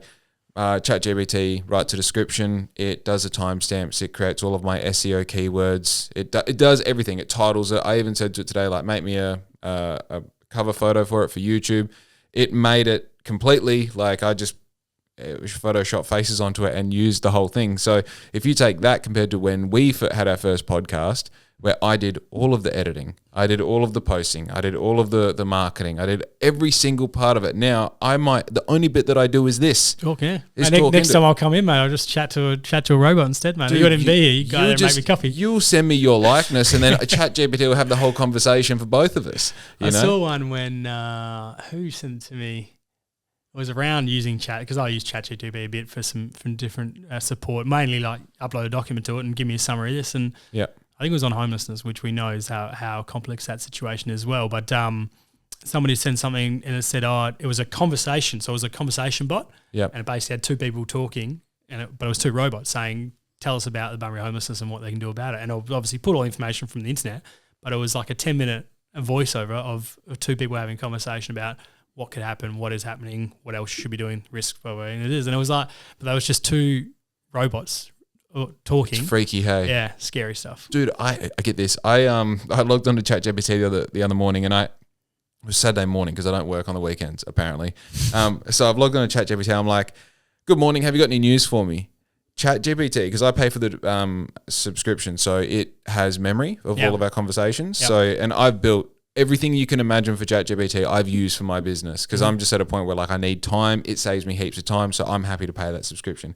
It goes, good morning, Jake. Here's the news for you. Gives me the main news of my primary supplier. It tells me the advancements in DTF printing, which is our specialty, in the past 7 days. It tells me what YouTube is prioritizing as far as long-form content, because it knows I have a podcast. And it said the Southwest Small Business Awards are now open. Do you want me to help you draft up your template? Did you get him, mate? Nominate? No, dude, I don't do grants and awards. I'm busy doing real stuff. I'm sorry. If you have that much spare time, you need to take someone off your staff, I support, I like walking into Nixon's and seeing 12 awards, you know what I mean? And then when you employ them to do a job, they're on time and they do the job really well and they leave it really clean. They invoice you that day and it's the right amount of money, so they deserve those awards. Mm-hmm. Do I think I have a place in getting awards? I cringe at the fact that I got nominated for Citizen of the Year. I think people know. If you're good at what you do, people know. You know? All right, projects. Back to projects. Yep, yeah, just went off track a bit there, didn't we, mate? Yeah. It's a big glass of water here, mate. You can use a glass if you want. Straight out of the jug, mate. I like your style. That's baller. And I have my thumbnail for the YouTube clip. Oh, yeah. So the transforming Bunbury's waterfront project. Stage 400 or whatever we're up to. So that was doing nothing for the longest time, and then in 10 minutes they built the most that big leg that comes off and like sort of creates a new opening to where all those boats. Casuarina Yeah. Harbour, yep. So what's the plan there? What's the perfect world scenario result? So transforming Bunbury's waterfront is a state government's project. Yep. So started with the Kambana redevelopment in Kambana Bay and obviously the Discovery Centre. So initial commitments, we're talking about John Castrioli earlier, he was part of the Liberal government who committed to that, and it's been obviously continued through the Labor government and Don Punch now. So stage one was a Discovery Centre, the rest of Kambana, moving along to do jetty bars, which is finished in jetty bars part one, which is done. Yep. So all the waterfront there down in front of the VAT, and then of course the road out to the port, and now the next stage is building the marina within Casuarina Harbour. So that becomes a marina in there which is more protected, which allows for more pens. So I think they might have double the amount of pens going in there soon. Yep. But basically where a lot of that old semi-industrial area is now, there's a boat cleaning facility in there. The rescue, water rescue guys are in there. Yep. A lot of that is going to be transformed to be more boating marine facilities. So you'll have an upgraded boat cleaning facility. You're expecting to have other marine activities through there. Yep. Whether that's just the marine servicing, boat servicing, whatever that may be in that space. But part of that is going to be some commercial activity as well. So from what I saw, some of the plans, there's a stage one which is doing some of that more marine facility and extending that groin. But then part of that groin and that is going to be public accessible, and they're looking at some kind of commercial activity out there, whether that's through a nice big brewery or something out there as well. So there's a few ideas around for it. like something. Yeah. So, and it'll be, because you go there, I was only out there just a couple of weeks ago, they took us out for an update, and geez, the work these guys get in there, they just dump the rocks in, they got a big crane. And I said, so the crane just puts them into the water, like into the groin. And so, yeah, sort of like Tetris. I was like, well, how do they get it right? And on the end of where the devices are, it's GPS monitored, but they said sometimes it isn't quite right. So they're looking at a couple of different cameras, and they said the people who are doing this have got, some of the world leaders. And then while they're doing it, they got on the other side where the old jetty is, where the old jetty was, they've got crew from the Dolphins Discovery Centre sitting out there, and if they see dolphins coming in, they raise a orange flag. Really? All work stops. Well, not stops, but they can't drop rocks into the water. If they get too close, the red flag goes up, and obviously nothing happens. They stop all work completely. And then once the dolphins go up, they go again. It's a pretty complex, interesting. Those dolphins in there all the time. They've got a really interesting photo where the crew were working, and obviously dolphins came through, and the crew stopped while they're waiting for them. And there's about 12 dolphins all sitting out of the water, just watching the marine, the crew that are in there. Sussing them out. Yeah, I said, what about the poor old crabs, mate? They're going in there and just dropping into the salt, because they just drop the rocks straight in there on top of them. But yeah, look, so once that's done, so the full plan, so that's just before where the outer harbour starts. So they're expecting the outer harbour, what the usage of that, they're still not entirely sure. There's agreements between the port and Department of Transport out there. Eventually, you hope that's fully accessible the whole way out there as well. Yeah. But obviously that groin will be bitumised and public accessible. There'll be a fishing platform out there. It's quite a significant fishing platform out there as well. Yep. So yeah, it should really be public facing and really good to do that. And obviously having more pens in there as well allows for more boating activities and whatnot as well. Unreal. I know. It feels like, because we obviously the social skate on Monday and Thursday starts at Jetty Road, so we're quite like at least twice a week sort of seeing. Yesterday I noticed, I feel like, because they had all the tanks there, they pulled those down one by one. I used to truck drive and drop off dirt and pick up dirt there all the time, so it's like I also kind of know the landscape there. But it seems like every like have they just got rid of another shed just recently? A lot of the old stuff's going in. There's still a couple of the real big ones. There's two real big ones there. Yeah. And they were working out what to do with them. And I think they went out for a public expression period to say, was there interest before we just go and rip these down? They have to be decommissioned. And there's also obviously a cost with decommissioning, but I think the public submission period, they were going to go, well, here's the cost to decommission them. We're happy to put that cost into some kind of revitalisation here. Does someone have an idea? So then they tested that. They had a bit of interest. I know from one particular agency who was keen on doing something. I don't know where they got to. I think they talked about, well, once we finish it, we might retest that again to say, well, now here's what it actually looks like. What do you guys think? Is it an opportunity to have, and it's a significantly large shed. So whether or not is that an opportunity for some kind of showroom space where you have. Problem is you've had rutile in and out of there for 100 years. Yeah. And I don't know if you know much about rutile, but if you have a teaspoon of it at your front door, it ends up everywhere within an hour. It's crazy. Okay. Yeah, so I'm not 100% sure. I said that this project is more between Department of Transport out there and obviously Southern Ports in a degree with some of their land out there as well. But they're expecting the groin to be finished soon, and like this year. I think it was meant to be because when they finish there, they're going to go over and redo the rock wall at the plug there, and I'm pretty sure they were talking about that being done August or September. Yeah, is that near 6230 near the cafe there? Is that rock wall? Yeah. Because they're rebuilding that at the moment. So redoing that, but then we're redoing the actual which is part of the sailing club out there. Yep. And then rechecking and then redoing the plug wall. So the wall where the actual plug is, the bridge that goes over between Kambana to the precinct. Yep. This precinct. So that wall was falling in effectively. Oh. Yeah. Like if you look at it, you can see it too. It's not good. So that's all going to be redone as well. Interesting. Okay. So I must admit, before we get too far away from it, the Dolphin Discovery Centre. Mm-hmm. So I don't know a whole heap, but that had a bit of a weird situation like last year, the year before. Can you speak on that? Yeah, to a degree, because the Discovery Centre was done by the state government. It's on state government. It's owned by the Southwest Development Commission. Now, the Southwest Development Commission don't own many assets. Any development commission don't own assets. They get in and do stuff and then hand the assets over. Yeah. So, from what I understand, and I remember when it went through its turmoil before, there was all these rumours going, this is always the plan. The city will take it over, and it was all part of the plan for the city to run it. Now, we had no interest in running it. We run enough facilities now that don't make money, so it's not our area. And so there was clearly some financial struggles going on there. I don't know the details. I haven't been involved in that space in any way, but from what we understand, there was some financial constraints going on. The Development Commission through the state government were funding them in some capacity, but they were meant to be self-sustainable and self-sufficient. That wasn't occurring. So there was a bit of a lifeline given and saying, right, the Development Commission said they will, and the state government said you'll get this funding, but here's what's going to happen. We're getting this review done, and here's what we're going to do. So there was some significant changes. From what I understand, the review sort of looked at it, and the grants and things they'll get a number of grants from marine science and grants for different tourism product, which were all fine. And it seemed to be some more of the commercial, being that the cafe and offerings there weren't making money. Now, again, I'm not sure of how that all came through. Hospitality is a tough game.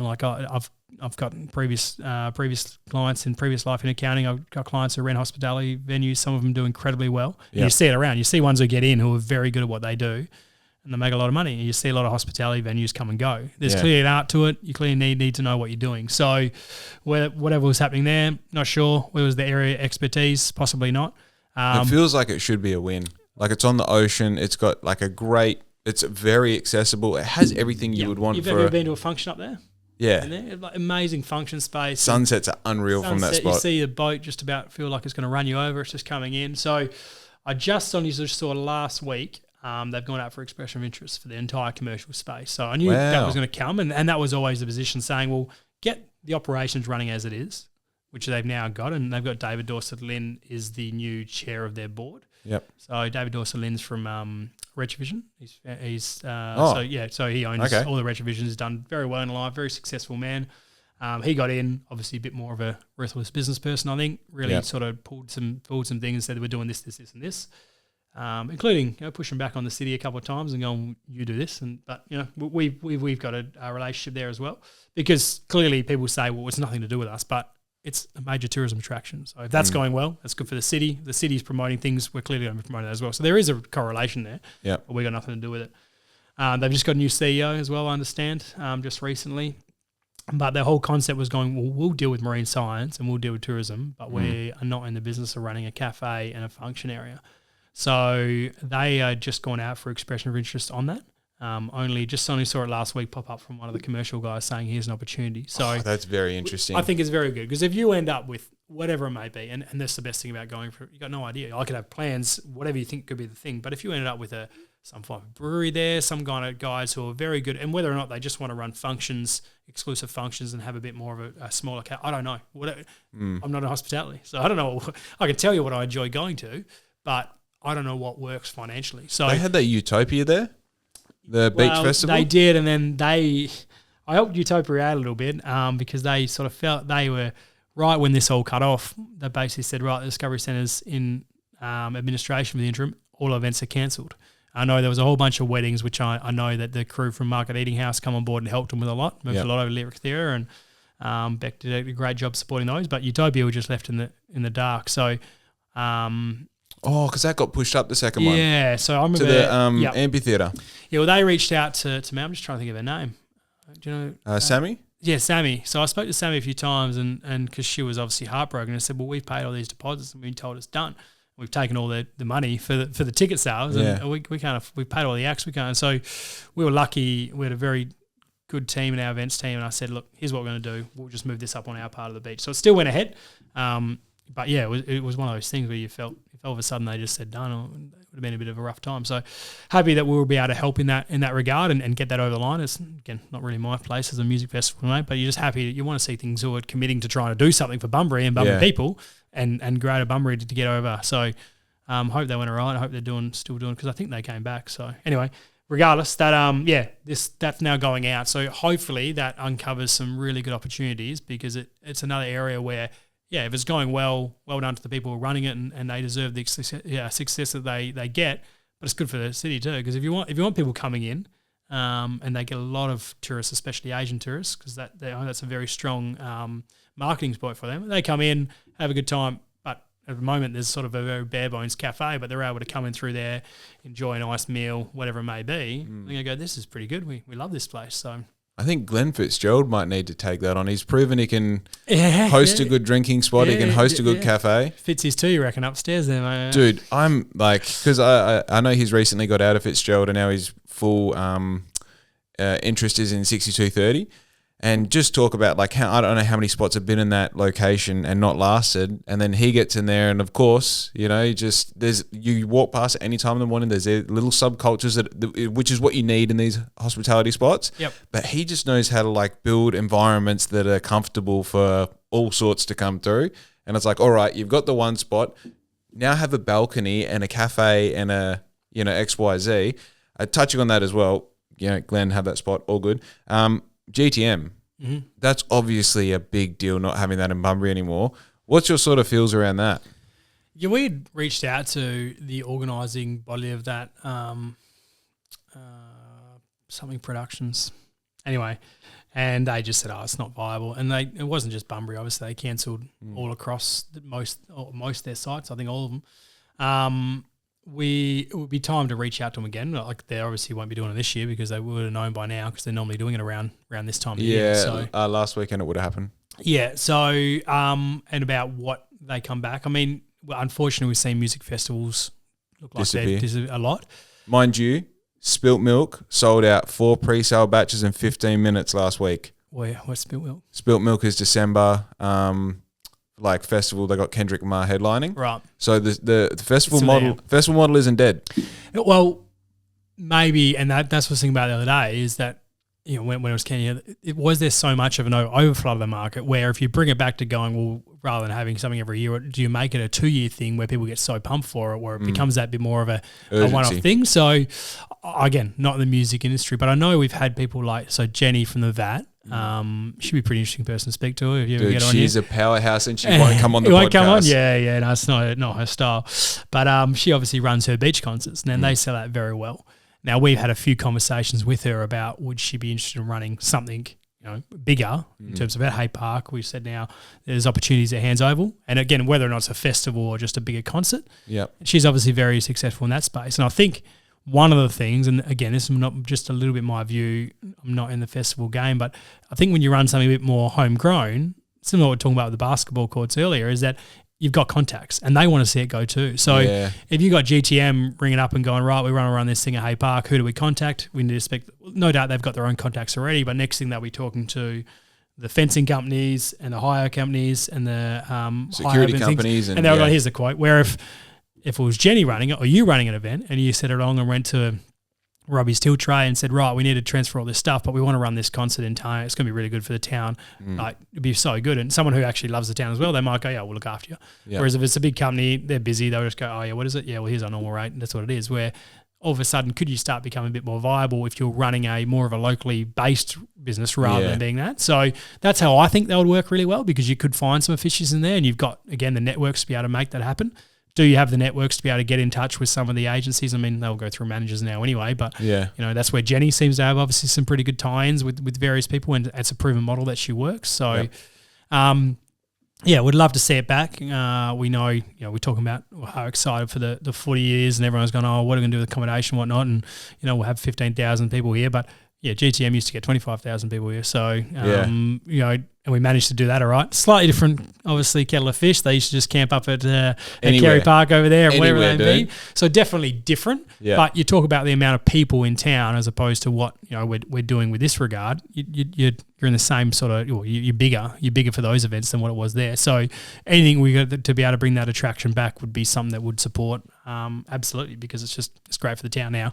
How much of that? Sometimes obviously that younger crew as well maybe just be coming in, going to the event, going home, not maybe spending that longer time where different events would mean that, but depending where that market is as well. I know there were definitely going to be people who would say GTM's on, we'll go down and spend 4 or 5 days down there and go to GTM. Oh yeah, and get food here and buy clothes there and XYZ. Yeah, 100%. Yeah, it goes without saying. Obviously, economically, it's a great thing for the town. I think just the vibe in, like, I remember I went to I don't know how many GTMs in a row, but like the week before I couldn't concentrate. Because you're just like, GTM's this weekend. Like, and you count down the hours and the seconds, and you're like, you wake up that morning, you're like, GTM's today, I think I went once. Dude, I would like hinge my whole life around when GTM was at one point. Now there was one of the final things I want to touch on you with is like there's a lot of empty commercial spaces, and obviously this is a. Tell me how uneducated this point of view or this opinion is. So I'm led to believe there's something called like renter's insurance, where if you don't have a renter in there, then the insurance company will pay you a certain percentage of what you would be otherwise earning if a renter was in there.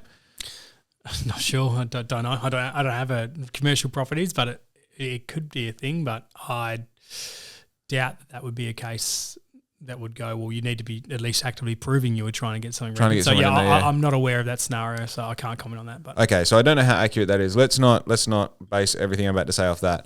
I feel like, so I'm in a position at the moment where my business is doing well enough that I would love to go to a commercial spot and really, like, I know that I've got all the things in place to be able to build something that could fit into a commercial space. Mm-hmm. The gap between here and there is significant enough that I don't pull the trigger. And I feel like I don't know what the answer is. And obviously if I had an answer and I could bring it to you and say, I think it's a great idea and here's why council should implement it. But is there some sort of resolution where especially young potential future business owners could sort of test their idea? And I know there's like been co-working spaces where you can go and rent a space and do all this. Is there something like in the middle where the city might be able to offer some sort of resources or facilities where they could then go and test these ideas? Yeah, so we've got, I mean, on the vacant properties, you hear about it all the time and go, the city should do something about those. I mean, if it's private property, which they are, where the city doesn't own, the only property the city owns in the CBD is the Motor Museum, which is obviously on a peppercorn lease at the moment for a tourism opportunity to do that. And that was the facility was bought as a future holding that, economically and strategically is a very good purchase of land alongside that car park if we want to do something really big in there. But besides that, we've got some land holdings, and obviously we've got some other facilities being the museums and whatnot, but there's no other commercial facility that the city owns in the CBD. Yeah. So everyone says, just go and do something about these commercial, and we hear it all the time. Well, you should go and do something about those empty buildings. Saying, if you own that empty building, I can't go to you and say you got to rent that out. Yeah. Whatever your reasons for not doing that, it's not actually your own. Yeah. So whether or not you don't need to with this renters insurance stuff, I don't know, but I doubt it. Most of them just go, well, they've already got other properties. I remember talking to one landlord about it, and saying, well, how do we activate that space? And and he goes, well, this was quite a significant landholder. And they said, I've got no problems with having some empty spaces. And I said, why? He goes, well, because when people come and inquire, I want to say to them, right, this might not be what you want, but I've got something over here. Yeah. So they like to have some, it's almost like stock on hand for them. And I said, well, it's not great for the city, but whatever. But regardless, the ones who are quite active, you see them anyway, they're putting little pop-up spaces in their vacant shops. It's the ones that are getting quite derelict and have never spent any money on there. That's where it's a bit disappointing. And people go, oh, you should just, what are we meant to do? And people said, oh, just charge them extra rates. We can't just set up a rate and go, your place is vacant, we're going to charge you extra rates. It doesn't work like that. Otherwise, I could just go alongside and like this person, I'll charge him extra rates. So it's just, it doesn't work in that regard, and we don't have that ability. We talked earlier, we can have relationships and try and say, who owns this? Let's go speak to them. Why is it? Do you need to do something? Do you want to sell it? We can find something you can do.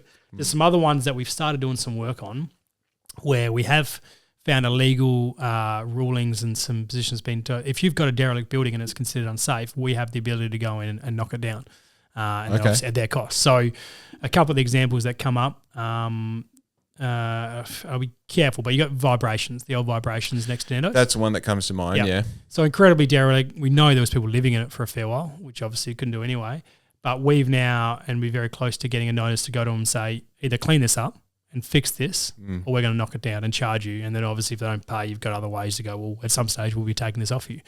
There's another old service station site which is owned by a private person and had never been touched. So it's a similar sort of situation. We're going to go, if you don't fix this, we will, and we'll charge you.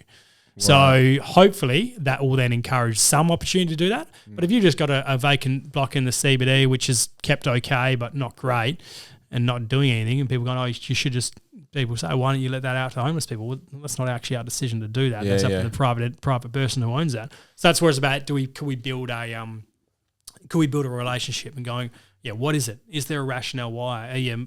Is there different grants we can get you to apply for which can help you develop your stuff? Yeah. So that's what we can do as a city, is actually try and encourage the developers to do something with it and support them.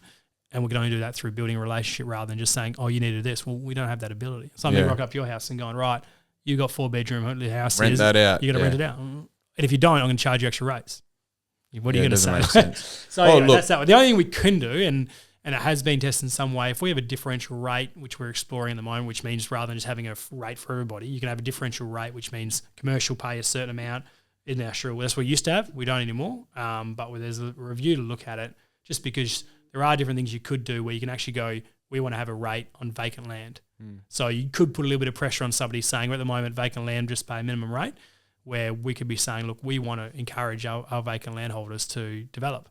So we're going to start charging a higher rate. So that's the only area we could do. Right. It wouldn't be significant. Whether or not it changes anything, we've got to do a bit more research and to see into how that happens. But anyway, that's that one. You talked about those spaces. So the bottom of the library, down underneath the Bunbury library. I've just heard whispers about this space and what goes on in there. Yeah. So it was initially it's been a few different things. At some stage there was, when I first got on council, they were going to be putting in a Chinese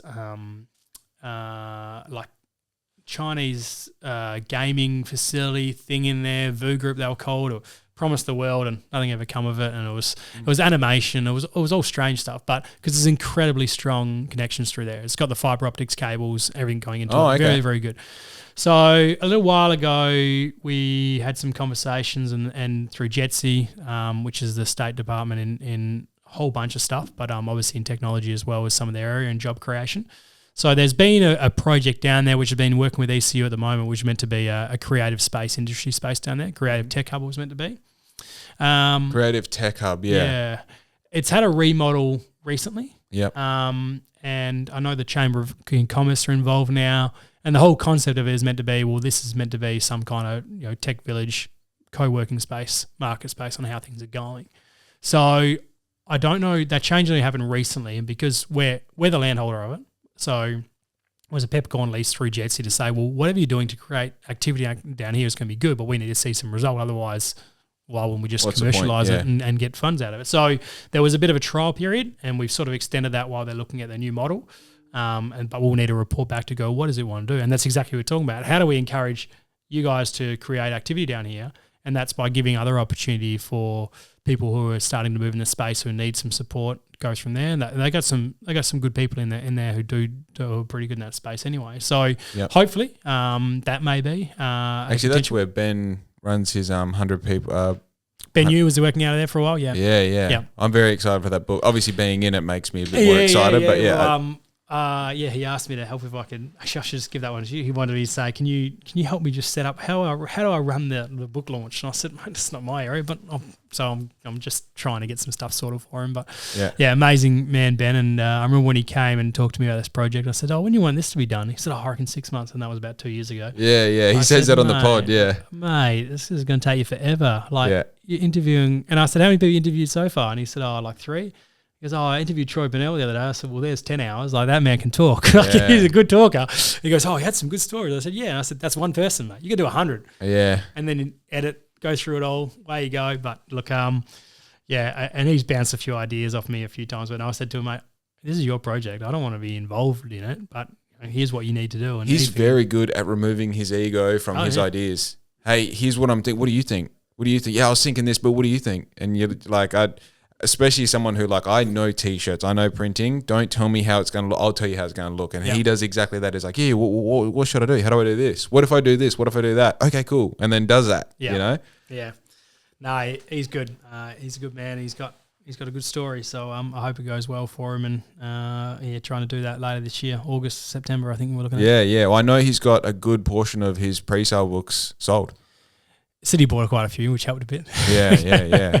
Oh, good. I'm glad because that is, I think what he's set out to do is sometimes it's hard to see the value in artistic ventures, but I think what he's done there is a really good timestamp of where Bunbury's at right now, from people who are year one all the way to year 100. And also, as he says, it's not always people of significance or influence. It's just people, you know? And it's like that Humans of New York feel. And it really I don't know, it brings a sort of special essence to the city, you know?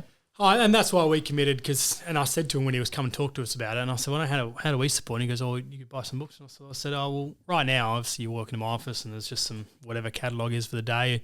And then we often have visitors from either from Senegal or from international relations from all over the place, and we kind of give them a little, here's a little stamp for City of Bunbury, mate." So to have something to go, "Oh, this is Bunbury and here's a bit of Bunbury's picture," and then all of a sudden that's sitting in their office when they're over in whatever it may be is a good thing. So it'll be a good gift for the number of different international relation things we have and visitors we have. We have consul generals from all the time coming down there, ministers coming down saying, "Hey, by the way, this is Bunbury, you should chuck this in your office." So the more you got that out there, and I've no doubt there'll be some background on what it all is. And also, just while we're touching on it, going back a conversation, the idea of what's council doing to help young people in business.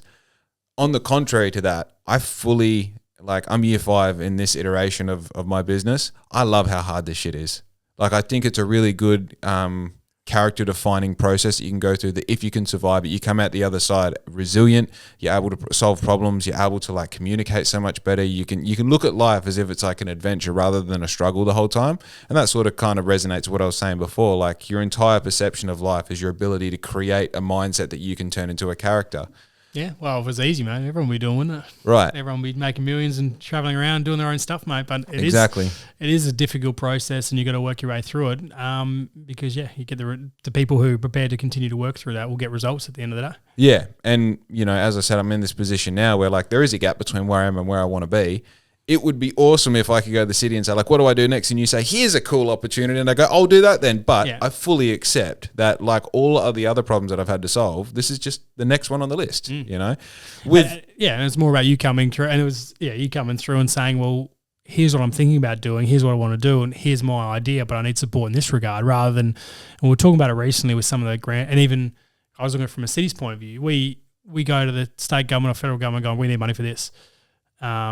And everyone does. And right now everyone's crying out for housing. So I said, well, how do we be different and say, state government, we've got a problem. We've actually got a solution here. We've got $2 million. We're going to do it, but we just need a little support doing this, rather than just going, oh, by the way, can we have 100 million? And if you bring it back the other way, every single club, community group, person wants a different thing. And they'll come to see all the time going, can you do this? Can you do this? Do this? We've got limited resources. I've been on council for probably 12 years now, and this is just one example, but the CSRFF funding grant, right, which is for community sport and rec funding. Mm-hmm. So I'm just trying to think how many, but council has never rejected one of those in the entire time I've been. Normally it comes in, a club will come in and go, right, we got a project, it's going to cost $100,000. We've got, it's a third. So the city will pay a third, state government will pay a third, and some other source. Normally it's the club. We've never rejected one of those because a club will come in and go, we want to build a women's change room. It's going to cost $200,000. We've been doing fundraising. We got $50,000. Can we guys help us out? And she goes, yeah, bang, here you go, straight on. Doesn't even need to be on a project list. Yep. We support them. Always supported. Someone comes along and says, similarly, the Reef, if they come up to us at some stage and say, we've done all this work, we need X amount, we spent X amount, we've got 3,000 people supporting us, we now need a little bit of help to get to the next stage, what can you do? Well, there's a fair chance we'll be able to go, we can support that. Yeah. As opposed to going, hey, we really want an artificial reef. We sort of talked to a few people about it, but we want $500,000 to do the study. You're going to go, well, mate, so does this person. So does this person. Yeah. Be reasonable. Yeah. So, and that's just, same with business. If you go on and go, well, I've got a solution. Here's all the things I want to do, but I'm stuck on this one thing. I need to get some support. And that's what I'm trying to bring back to the other way. Every time we go to a WALGA conference or to a local government conference or federal government, everyone's gone, we need this. We need another $50 million to unleash this housing. Everyone's doing the same thing. How does a city we go different and say, we've already done this work and we've got these 5 projects available. We spent $2 million on this. We need another $3 million and we're going to do this, this, and this. And what is the state government's appetite to do that? And what is the federal government's appetite? Oh, by the way, we've already spoken to the state member. He's very supportive. So feds, can you support us out as well and get all those ducks aligned, right? Rather than just saying, hey, can we have some money because we've got a problem?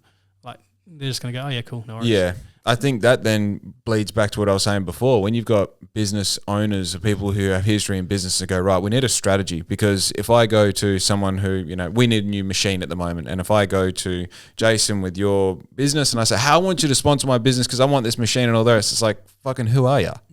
But if I come and say, I'm going to do all your uniforms the next 5 years locked in at this amount, I want this much up front because I'm actually trying to buy a new machine. It's like, well, there's a strategy to that. Very basic, sure, but there's strategy to that. So that, I think what you're talking about kind of highlights what I was saying before. It's a very specific, like, all right, we've got 4 ducks in a row and we need the 5th one, rather than saying we have 5 ducks that we need to figure out where they are. Yep. And a couple of geese over there and a cow over there. And we don't really know which one, but if you can find one of them, that'd be good too. Which happens election commitment time. You go along and what do you guys want? Oh, here's a list of all the things we're going to do. Any of them, just support one of them is all good. No, how about we work out what we want to do? Very, very narrow mind of view. And then here are the people that have already supported. Here's the community support. Here's all the things that we've already done. There's no reason why you shouldn't be supporting this in any way. By the way, it aligns to your state strategy that wants to do this, this, this, and this. We've answered that thing because that's the important thing too. The state has the guidelines on what they want to do for community activity, for sport and rec, for everything. Understanding that strategy and saying our goal is aligning to your strategy. We're helping you solve your strategy through doing these things, but with that, and that's where the Deputy Premier through Rita last week was we were aligning to her. Here's all the things that you've asked us to do. You want to create this. Here's why we're asking for this. That there's no, and to your comments, well, why wouldn't we just do the whole lot now rather than just doing 4? Align in. If you can align to what they're after, again, it's trying to build that relationship rather than just saying, right, we're stuff. If we don't build it, if we don't get this money, we're not going to build it. Well, they're just going to go, well, okay, we got other projects. Yeah, keep moving. Yeah, interesting. So, and that's what we'll continue to try and do as well. And that's where we need to get into the situation. And we probably weren't ready this election, either state or federal, with some of those, because we were still backdating a few things that we were working through with hands over with the basketball courts, where I want to make sure in 3 years' time, hence one of the main reasons I want to run again, is I want to be ready, even though, the state results, obviously Minister Punch was re-elected. Not sure whether he will go again. I would imagine he's probably leaning towards retirement at his next term. So a big opportunity there to be a very close seat. And we've obviously seen Ben just recently win very, very closely. Yep. So those 2 elections are going to be very hotly contested next election, right? We need to be ready with I just did say don't go and ask for money, but we need to be ready with 3 or 4 or 5 key projects saying we're ready to go on this. You give us the rest of the money. We've already ticked all the boxes. We've done all the studies. We just need an extra money, and basically say to whoever the incumbents are, this is what we're after. And getting that support means we're good to go. Yep. So that's where we want to be really aligned for in 3 years' time. And, everyone talks about, that it's pork barreling when you have different members. It doesn't matter what you call it. It's always going to happen. If you've got a seat that you're going to guaranteed win as a government, you're not going to spend anywhere near as much as on money on a seat that might be a 1% margin or less. So I don't know if this is an appropriate question to ask, or I don't know, but is it good for Bunbury that that Ben won the position, do you think? Look, I'm not going to get in political views, that's for sure. But look, the Liberal have held Bunbury for over 50 years now. So it was always going to be a difficult battle for anyone to win. I know Ben. I think Ben's a good person. Had a lot of time with him. I think he'll be a good candidate. The difficulty is when you're not candidate, you'll be a good member. He's obviously the member for Bunbury, but we have a Labor government. So what ability can he do to have that influence is always that difficult thing to manage. Yeah. What can he really push over there to get the best for us? Again, if I talk back to that election point of view, you'd hope in 3 years' time he's going to be now well established in his role. I'm assuming he'll run again. You'll have a Liberal government that'll be screaming out to try and pull some stuff back. So he might be in a situation, and we have no idea what the political agenda looks like in 3 years' time. I don't really care. I say apolitical. I don't care whoever's in power. I want to be friends with, because we want to be able to make sure that we can align to what they want to do. So he will be in a position that he knows that I've got to make some commitments down here and show all the things I've done over the last 3 years. So if anything, being that close margin, he's going to work very hard for the people, because he'll want to retain his seat. Yeah. And with a bit of luck, that it was a very strong Labor election this time. You'd hope the best thing you can have is the best and worst thing you can have is a close election, because you end up with a minority government. Nothing ever gets happened because they're infighting all the time that you can't make a decision. But you want to have a close election because it puts a bit more onus on the people to go, you need to do what we're saying. Yeah. There's a responsibility. Normally you get a majority government, it's a good thing because you can get through and get some things done. So over the next 3 years, Labor has an opportunity from a federal level to really charge some things in. How they're going to manage that, don't know. It's up to them to work through, and what they're going to achieve. But yeah, in terms of, is it a good thing? Whoever your representative is, I'm always going to work with whatever representative we have. You want them speaking for you and on behalf of you, and you want them to be able to go on a bat for you. So the difficulty is if you've got a member who's currently in opposition, what influence can they have in that regard? But I understand. What I understand from Ben's role as senator is he is very good with politicians and building relationships with other politicians. Yep. So I'm sure he's going to be doing a lot of that within obviously his next 3 years term in opposition to be able to build some relationships with the opposition. From the conversation that I had with Sue and with Ben, I'm also not going to get political at all with this. Ben is very personable. You know what I mean? Like, I really like Ben. I don't like the way that his party represented Sue. Like, that just is what it is, and that's not a political thing. I just don't believe, as I said before, like, I'm not going to go and shit on Totally Workwear because I don't believe that that's how business is done. Yeah. But I mean, the one thing that he did scream when he was here is he is a politician. Yeah. He knows the language. He knows how things work. He, as we've gone on a few times today, he understands the basis of a relationship and the importance of it, and very good at establishing it. Within a moment of meeting this dude, I was like, oh, I like this guy. Yeah. You know, he's well respected in that political sphere as well, and knowledgeable. So I've got no doubt that he'll be able to do some wheeling and dealing for this, and that's what you need to be. You need to be able to do that for the city as well. And when you're in opposition, you can't just go out there and just banging on about things that we're not getting. You able to say, right, Labor government, oppositions, whatever it may be, I've made these promises. Here's why. Here's what Bunbury needs. You need to do this. At least hold him to account as well. So what he can say when he comes back to us and says, well, how'd you go? You've made promises to whatever it may be and made these commitments. How do you go? And he well, I've told the government how important this is. I've given them the stats to show that Bunbury needs this, and this. At least that they can hold them to account. At public question time, you can say, right, we've committed this. Yeah. You're spending X amount of dollars down in this area. What about Southwest region? What about Bunbury? What about this and that? We need a new airport. Here's the reasons. That was obviously a major sticking point. The Buston Airport. Here's all the numbers. You got to be in there and give them a reason not to, and not just there's the worst. And that's you talked about earlier about downplaying or getting stuck in the opposition. Doing that, the worst thing you can do. I imagine if you go in there and you just absolutely flinging shit at somebody, they're not going to give you any money when you come and ask for it. Where if you go to them, look, give them all the reasons first, give them all the rationale, ask them, work with them. Eventually, not fling shit, but you can say, look, we've given you the reasons why. Give us a proper reasons why not. And if that's going, look, budget's tight at the moment, but we'll consider the next budget. Well, at least there's a reason, I guess. But you should be able to then start saying, you need to get over here then. Minister for Regional Development, come on the plane. I want you to coming over here and meet my people in the Southwest and tell them, here's why we need to be. So, time will tell on that. But yeah, I think it'd be interesting to see. As I said, the Liberals held that seat for an incredibly long time. It's crazy how close it came. It is, yeah. I was at an event that Saturday night, and there was electricity in the air. They called it very early that Liberal had it, but it's like, but there's also a lot of preferential votes. Well, they called it, and then the next day it was uncalled. So it was interesting. So I did I did. I rang. I did ring Ben in during the week. Didn't answer. I did obviously expected very busy. And I sort of said, congratulations. And then I was only talking to someone a couple of days later, and they said, oh, no, they've only just finished the preferential voting. They didn't. It got down to incredibly close. And I said, oh. Wow. Okay. Anyway, a lot of work that went through that. And then, of course, how that preferential voting was going and where the second and third were going. Like, it could have, who knows? But, it probably shows, it just shows that obviously there's a lot of interest in that play. Well, I say interest, obviously, it clearly, as I said, has been incredibly strong Liberal. And make no doubt that Nola did an incredible job in that for her 17 years. She was one of the most outgoing people you ever seen. Oh, what a weapon! So those years of success of Liberal success in Forest is obviously a huge contribution from her and her work that she's done. And I went to an event the other week, the Musical Comedy Club down there at the Old Lyric Theatre. I'm a patron on there, and Nola is the patron, and she was still there. And she goes, I'm still going to go around and do my community stuff. So she is still, because I called her office to try to get her on the podcast because I thought it'd be great, sort of last minute. They said, oh, look, she's, the office is sort of empty. She's not here at the moment. I'm like, oh, I wonder if she's removed herself from the scene or... Yeah, she said she'll still be around. She can't keep herself away from it. She loves sport, so she'll definitely be around the footy.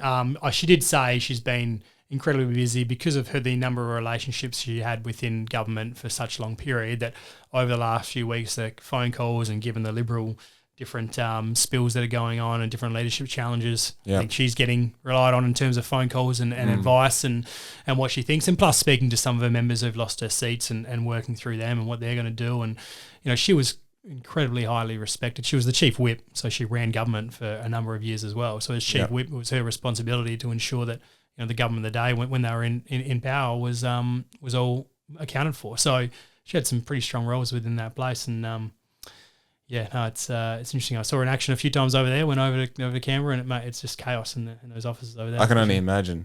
The bell goes, mate. Everyone's running around and yelling at each other, and Yeah, but look, she'll be certainly sadly missed. She was a good operator for a long time, and I hope she gets to enjoy some downtime. But she'll be a good person to get on because she's got an amazing story as well from her background too. As well. So she met me like maybe year 2 into having the coffee van. I was doing like an event on the weekend. She came up, she, what's your name? And got to know it. And whether she remembers the business and my name and all the rest, every time she's seen me since, she comes up to me, gives me a big hug, like, how you going, this and that.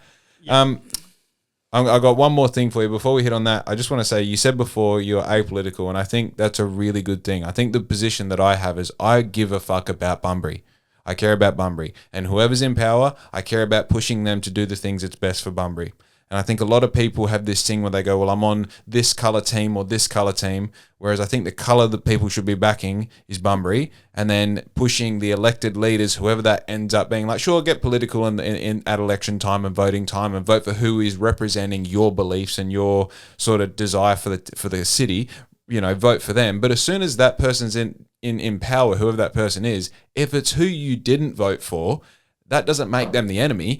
That makes them the person that you now have to go to with your problems and with your direction. Yeah, and that's if you're slinging shit, you can't do that too. If you've previously called them said whatever you want to say about them, it's very hard to work with them. So I think, and sometimes you do need to pull out, some fighting words from time to time, but that's respectfully doing it. And I think the important thing is giving the opportunity. So, we've built a very strong relationship with the state government because quite often we've gone to them with a problem, we try to work through it, and I can't think of too many examples where they said, well, we're not fixing that or there's no reason there, but ask us to do some follow-ups. There's nothing to stop us if we were, especially come from if the ratepayers, let's talk about artificial reefs for a while, and they kept pushing us and they were trying to get state government support. We lobbied for it and state government just said we're not interested and didn't give a reason or didn't say, well, you need to do this, this, this and this and we'll have a look. But we haven't been in that situation where if they would just go, nah, we got different interests. And I'm saying, then it's maybe a situation where you're not slinging shit, but you're going, hey, you need to answer this. We're getting 3,000 people telling us this is important. Now, I'm just using that example. I'm not saying it is right. I don't even know where that conversation has landed with state government. But that's where you can push on that regard. And there's not, you need to hold them to account. Same reason where, as elected member myself, if somebody comes to me and says, I've got a problem with this, and saying, well, you're the only one bringing this up. I said, so am I going to act on your behalf of 30,000 other people who are there? And then they're going, but if you come along and say, well, you've spoken this, or someone else rings me, I made that mistake telling that to one of my elected members once when they were saying to me, oh, this is ridiculous. I don't agree with this. And everyone I've spoken to doesn't agree with it. And I said, well, I haven't heard that. So you got to start telling those people to ring me then. I had about four phone calls the next week telling me it was a shit idea, and I said, well, there's still 4 phone calls out of 30,000 people, but no worries. But at least you followed up with it, I guess. At the end of the day, that's where you can push, and you got to be held for it, challenged and said, well, this and that. But we've built a relationship where most things we're going to and saying we got a problem with this, we're getting some level of support. Now, if that was Don or obviously Heather ran in this last election, if Heather would happen to get elected, we'll be in the same boat and saying Heather, it would be slightly different because they're in opposition, and that's when you kind of say, well, you kind of need to push them a little bit to say, hey, you got to tell the state government, got to do that. But your local member's one thing. We obviously just have just as many dealings with a number of ministers. Those who are obviously particularly important to us are regional development, which is now Minister Dawson just took that on, and he's very supportive of Bunbury, and he's been down here a number of times. A lot of the ministers have various levels down here. A lot of them even either started work down here, have got family down here. So they're down here a fair bit. So dealing with your local member is one, but obviously, the power, and we're lucky, obviously, with Don, Minister Punch has got connections within the state government and is well respected within the state government. Yep. That was, say, an opposition where we're talking with Ben. Well, how do we make connections with the ministers of the day to get their inputs as well, making sure what is their tie-in back to Bunbury and saying, oh, by the way, you realise this and that. So, that's where it all comes from there. And I said, I don't care who it is. It's just saying, well, give them a reason. If they're refusing to meet with you for whatever reason, I don't care about Bunbury, maybe you got to call them out a little bit in that regard. But I haven't seen that happen yet, because we go with an open mind rather than just saying they're wrong, everybody's wrong, you should be doing this, and calling them out, because calling them out without giving them a chance to be able to support you, well, what's the point? Doesn't land, All right, final question I have for you, right? Mm-hmm. So you're year 12 into being in a public role. Yep. In that time, and just recently, you've become a father, you've started a business, you've probably answered more questions than you care to remember. You've had a massive impact in Bunbury's sort of landscape and, future. What are the key things so far that you've taken away from that as a person, as a man? From council or from the other things? From the experience of council. Just council, I would say definitely just opening my mind a little bit. My accounting background is certainly strong, so my decision making is generally going, well, here's the figures, this just makes sense. Why wouldn't we do this? Why are you worrying about all these other things? And probably getting to know a lot of people, understanding different people's backgrounds. Like I said, I grew up, we talked about it a little bit earlier, but I grew up in a situation, pretty privileged situation, private school boy, all these good things that you're meant to have. So quite a sort of selective lifestyle. And then in the role that I've got, you've got to meet other people who haven't had those same kind of luxuries, and you start thinking about where their mindset is and what their thought processes are, and it actually really does sort of make you stop and thinking every now and again about going. And I said I'm pretty easy and laid back about what people say. Don't worry about it, because you start thinking, well, if that's the worst that's going to happen in your life, I've seen some stories of some people who've had some pretty tough times and going through that, and you're like, you know what, that's done. And then what I think is really probably, I think when I first got on, a decision would come on, well, I'm voting that because this is what I think. And I said earlier, I'm probably relatively unopinionated a lot of things, because I think now you do often quite look at something and say, well, what are the different views on this, and why is that it, and why would that person be thinking that? And it's something that I've really tried to understand, and some people are incredibly difficult to work out why they do things. I get where some people might be super passionate, super angry about something because they've had something in their life, and you kind of go, I get that side of that person, and I might not agree with it, I might agree with it, it might change my mindset. But sometimes people stand a certain way, and you're like, I don't understand why this person's doing that. And that it's very interesting trying to understand people. But I feel I've got a much better feeling of different people as well, just working through that and having to deal with different walks of life. And it's definitely challenged the position I've got. And sometimes all of a sudden, and especially now we have a lot of females on council, totally different view where you're looking at a certain concept and going, well, this just makes sense. And then you get, talking public toilets, for example. We had a toilet gate we used to call for a bit, because there were a bunch of female councillors just say, we've got to focus on these more toilets. And I go, well, that's what the numbers say, don't worry about it. And you start having a family and you're going, shit, we need some more female toilets around here and changing places. Like, it's pretty important. So stuff that you don't ever even consider. But, all of a sudden you just look back into what other people are thinking, and because their experiences in life and what they've seen. Yep. And you go, and it's a pretty valid point, and it's probably something we should be considered.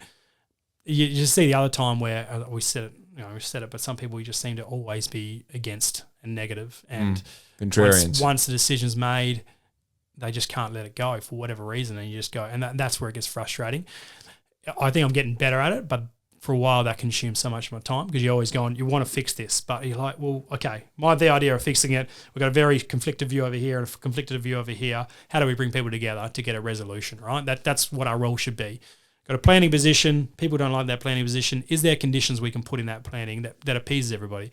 Quite often we get to the situation where everyone becomes shitty because they don't get their way. You're trying to get some in the middle and everyone gets in. So at some stage you just got to make a decision. But I've seen over times where quite often we can work our way through that, and we've done that with elected member groups, with ratepayer groups, and got a good solution. But there's sometimes times where you just can't bring people together, and that's either just very strong opinions or very, opinions that there's just, once the decision's made, we just go, right, let's move on. And I feel I'm very good at that.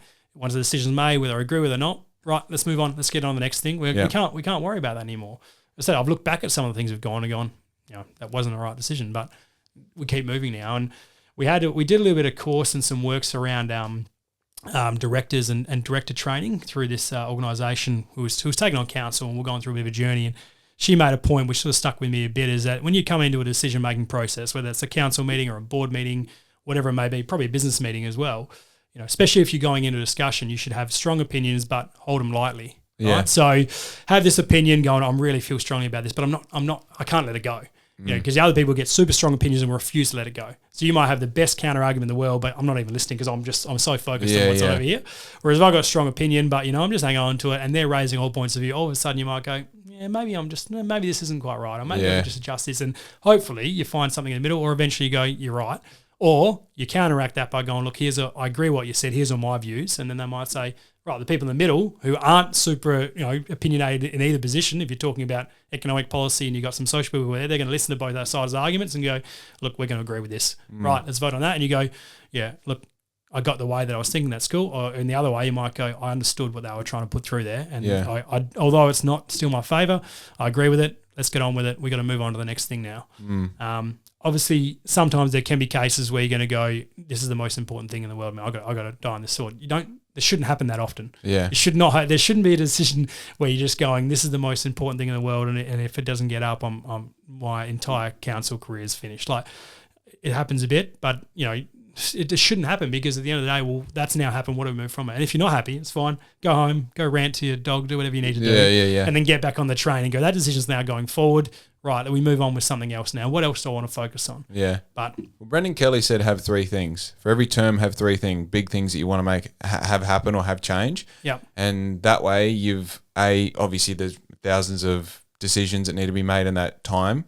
But if you've got three things that you can be passionate about that can hold you there, that at the end of it you can say, I at least did this 1, 2, or 3 things, then you have that to hold on to. But I think even like talking to Brendan, he had a very fluid might be the right word, like fluid stance on being able to stand by the things you do want to stand behind, but also be able to be educated. Yeah, Brendan, I had a lot of time for Brendan. He was a good cricket umpire as well. Should get back into umpiring. He was right. He gave me out a few times. But Brendan was certainly one of those very strong and opinionated persons, which I guess there's nothing wrong with that.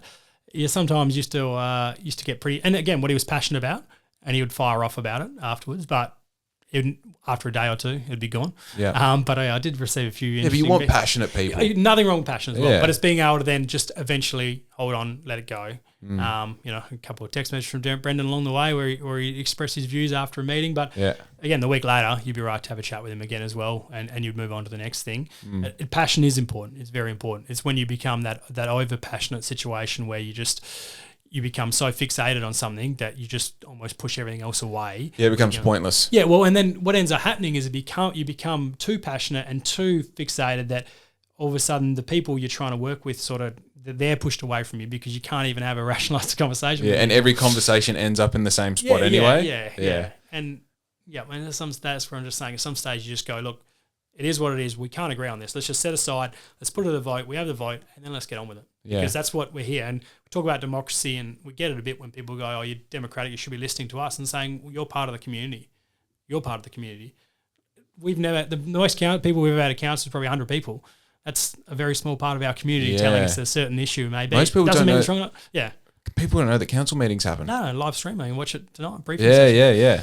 And they can come along but we did, and it was interesting because I had a bunch of people saying, oh, we want to be able to present to council. So we started I set up what was called a community access session. So we have a 3 weekly cycle. So there's a briefing agenda tonight. Next week is the OCM. So the briefing agenda, we work through the OCM, which is the official council meeting, and obviously just ask questions of executive, form an opinion effectively to get ready for debate next week. The third week at the moment is just a strategic session. So what's coming up as a casual session with elected members and our executive staff. What's coming up? Here's a report we're going to talk about. Do you want us to provide any more information? Do you want us to do this? No decision making. Yeah. But here's a general. What are you guys thinking? Because staff aren't going to go, look, we're looking at this and that.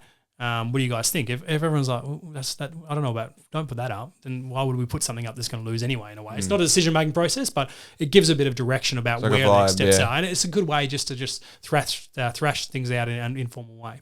So that third session, I said, well, we got these members of the community who want to come and talk to us about potholes or whatever it may be. How do we they keep ringing me and saying, can I come and speak to you? So we set up a session saying, right, every third Tuesday, open forum, public meeting, come in, you got 15 minutes to whinge, ask questions informally, tell us a rant, present to us, whatever it may be. And it sort of went all right for a little bit, but there wasn't a huge amount of interest. Like we probably had over those times maybe 15, 20 people present to us, quite often some similar people, most of them asking for budget requests. So we did stop it. But I have said, look, I'm happy to re-explore it if people are interested, because it just gives a different opportunity for someone to come and try and talk to council before it becomes an issue. Yeah. Rather than going through a process and here's a petition and it goes into the form, do this. Well, what is it you're talking about? Well, that makes sense. We can actually just get that on council agenda before you need to. Or we don't even need a council resolution. Yeah. So we'll just tell the staff member to go and clean up the shit that's over there or whatever. Oh, dude, if you want to know what people of Bunbury are thinking, you just go on Southwest Community Board, or whatever it's called, on Facebook. I'll avoid that, mate. Oh, man. I had to get out of all of them. You get to a certain point where it was like causing me cortisol. I'm like, I don't even respond to these people. I'm getting upset. I need to get out. I need to remove myself, And people love drama too. They love immersing themselves in it rather than saying, like I've said to everybody, my mobile number's public. You can ring me anytime. You can email me. I'd get back to, I'd say, all my emails at some stage or another. Sometime, and I'll just hold that by saying that I do get some emails from some very repetitive people, which can sometimes be quite abusive. So I don't respond to some of those. I'm not going to lie about that. Yeah. But yeah, phone calls. If there's an issue that you want to even if you've heard something and you want to just get my take on it, give us a call. Like, I'm happy to chat to anybody. That's our role. Yeah. Ring the office, whatever it may be. And quite often you'll find that it may not be correct. It might be partially correct, or if it is something, I'm not aware of it, and we might be able to fix it if it is a big issue. And before you just make everybody a detective on Facebook. Yeah, which is actually the opposite of the goal. It's just, I think the problem is like we're now like you're like a year older than me. I think we were brought up on like parents watching Home and Away, like essentially like a TV generation. And the thing that makes good TV is evoking emotional responses, which typically is done through love stories, drama, crime, things like that. So I think we're almost the product of a generation that idolized or fantasized about drama being the core element of their life in a particular way, almost in a subconscious way. So it's like, I feel like it's very human to bitch about someone, but I think it's almost like very modern to create drama out of nothing. And I think that social reality on a screen that I was talking about earlier is like such a cesspool of just like creating stuff out of nothing. Well, and then it gets viral for a bit and you get a bit of attention and people, your phone starts going off because there's notifications popping up all the time, and some people enjoy that. I mean, I don't know what the pull is somewhere. I've never got involved in, I shouldn't say never because I'm sure you could find something from 15 years ago, but I would say incredibly rarely ever got involved in an online debate. Even people have said to me before, this person said this, you should probably go correct it. And I said, like, why? Yeah. Like, you make a comment on there, all it does is invite somebody else to try and rebut it, whether or not that's the true facts or whatever it might be. Yeah. And it generally doesn't matter because the people who are on there don't really care what your position is. They just want to say that this is wrong and you're wrong. And if you respond, they win. Yeah, and they got to rise. Well, it continues to flame some things. So you're like, well, why bother? Just going, well, again, if they would like to get the response, then speak to our office, speak to me, ring me. I'm on there, and we'll try and correct it for you and try and give you the. And it's up to you what you want to do with that. But yeah, and I don't know. Even some of my good friends have said, no, we need to get on there and defend this. And I said, mate, to be honest, I said those half the time, some of the. When there was some dramas going on, I used to tell my Merrill Facebook page, I can show you some of the messages. They're pretty disgusting, some of the comments that you get, which are just like, and then you click on their profile and it's like Bondi Beach or it's like Brisbane, and you're like, Right. So quite a few people adding to some of these online debates and discussions. They're not even part of the... Not part of the community, maybe lived here at some stage, maybe have a friend here who doesn't like you and they just take the opportunity to have a crack on their behalf. So then as people going, we got to defend you here, we're going to stick up for you. I said, mate, you're arguing with a bot or you're arguing with a troll. Like, don't worry about it, mate. I said, A, either don't live there, B, if they live here, mate, they're probably not voting for me anyway, so don't worry about it. So you're not going to win that vote back. So Dude, no one doing well is leaving comments. Yeah, exactly. You know? Well, when you got 30% voter turnout, I'm sure most of those ones having a bit of crack probably aren't voting anyway. They're too busy jumping on other bits and pieces and having the next bit. So as I said earlier, I said for me it's about going, well, I just want to have the respect for people that I know are good people and to say, well, yeah, no, he did what he could and he was in there trying to do what he is. And if I didn't agree with him, I'm sure there's a reason why. And I see it all the time. You see some of the people you know and you either see something about them and you're like, that doesn't sound right. And look, sometimes people do surprise you. Sometimes you got no idea what's going on. Yeah. You appear like a really good person. You see it happens with some of the criminal convictions and stuff. You're like, oh, that person was a good bloke. Like, that doesn't sound right. And you got no idea what happens in their personal life because you've got a persona here, but quite often, you see other things, you're like, it doesn't sound right. And there may be a different backstory to it in some capacity or some regard, which you're just not aware of. And that's why you just generally go, well, that person's always been good to me and they're a good person in my view. Then you hear something on social media, true or not, you don't know, but you're like, well, I'm not going to buy into that because I know this person and they're fine. They've always been good to me and they've always helped out when you needed something or they've been good around the club or whatever it might be. Yeah. I think on the opposite side of that coin as well, you have to appreciate that, like, say if I wanted to build a negative side of you, I could for sure grab clips of what we talked about today and doctor it to make you look really bad. And that's if my intention was that. And it's like you have to... not, mate. Oh, dude, I got nothing on for the rest of the day. Here's Jake Kerr's mayoral campaign. Yeah, 3 reasons why not to vote for Jaysen. The mayor hates all these things. Oh, man. Well, and when you start talking about AI and whatnot as well, like... Dude, I just prompted to do that. Yeah, well, and you started talking about some of the photos you got in there. So you're seeing AI adopted photos now as well. Yeah. So not even do you need to... have proof of somebody. You can make proof of something. When I say proof of it, you can make something up about someone. You can doctor a footage. You saw and talk about the media when they got in trouble when they were proven the case where they had the ex-SAS soldier and they doctored all the vocals over the top of shooting. There was gunfires. He got convicted of something, and it's been proven that the article or the footage they used was doctored by the news station. Now, you don't hear much about that, and there was clearly some kind of court payout. I think it's still going through the courts now, but that is taking a particular thing, like exactly what you're talking about, taking an example of when you had a conversation. In this case, if you just cut what I said and said, well, we did say that, like fine, but if you then said, well, you matched this word with that word, well, I never actually said that, but you could make that work. They've got technology about to do that. That is the scary thing about the next. We talked about current federal election point of view, and they kind of do it to a degree. Or this person said that, okay, well, it was totally different to everything else that was said over here, but it was taken out of context. But, when does it start becoming saying, oh, well, this person said that, and they're basically pulling a couple of sentences away and putting it into a document? Like, that'll be the next thing. And how do you make sure that doesn't occur? Because reading something on Facebook is one thing. Seeing a photo is another thing going, well, that's pretty bad. Seeing a video of somebody doing something, you're like, well, shit, that person's real bad. Yeah. But it may be a 3-second clip. You've never met this person. And you're like, that's not very fair. Oh, dude, it is as simple as feeding to ChatGPT. Here's our podcast. Here's a transcript. I'm going to run against him as a mayor candidate. Give me 10 good clips, and it will go, it's minute X second, right. Here's the clip with captions put into 1080 by 1920, so it will work straight as a story. It's nuts. Good luck with your mayoral campaign, mate. I'll be voting for you. You can have it, all right? Well, let's. I think that's a comfortable spot. I think from what I can put together, what you said today, it sounds like you've got good momentum following your first. What's it called? Blockers as mayor. First term, and obviously putting yourself up for re-election suggests that you, and like you've spoken about it with what you want to see happen in the next 3 years. I think that, like, from what I feel on, ground level, like, everyone's stoked. Like, when you first got in, there was a bit of a hesitancy because of your youth, and it's like such a young mayor and all the rest. I think you've completely blown the idea out of the water that that's any sort of problem. So that's really cool. I'm 4 years older now. That helps a bit, mate. Yeah, well, dude, you're not a young man anymore. You're a father now. You've got all these things on your side. So I think it's I don't know. I feel like it's an exciting time for Bunbury in general. I think it's really cool that we do have you as mayor, as I've got to learn about local politics and got to see and hear what you've done, and like being able to have these conversations as well was super cool as well.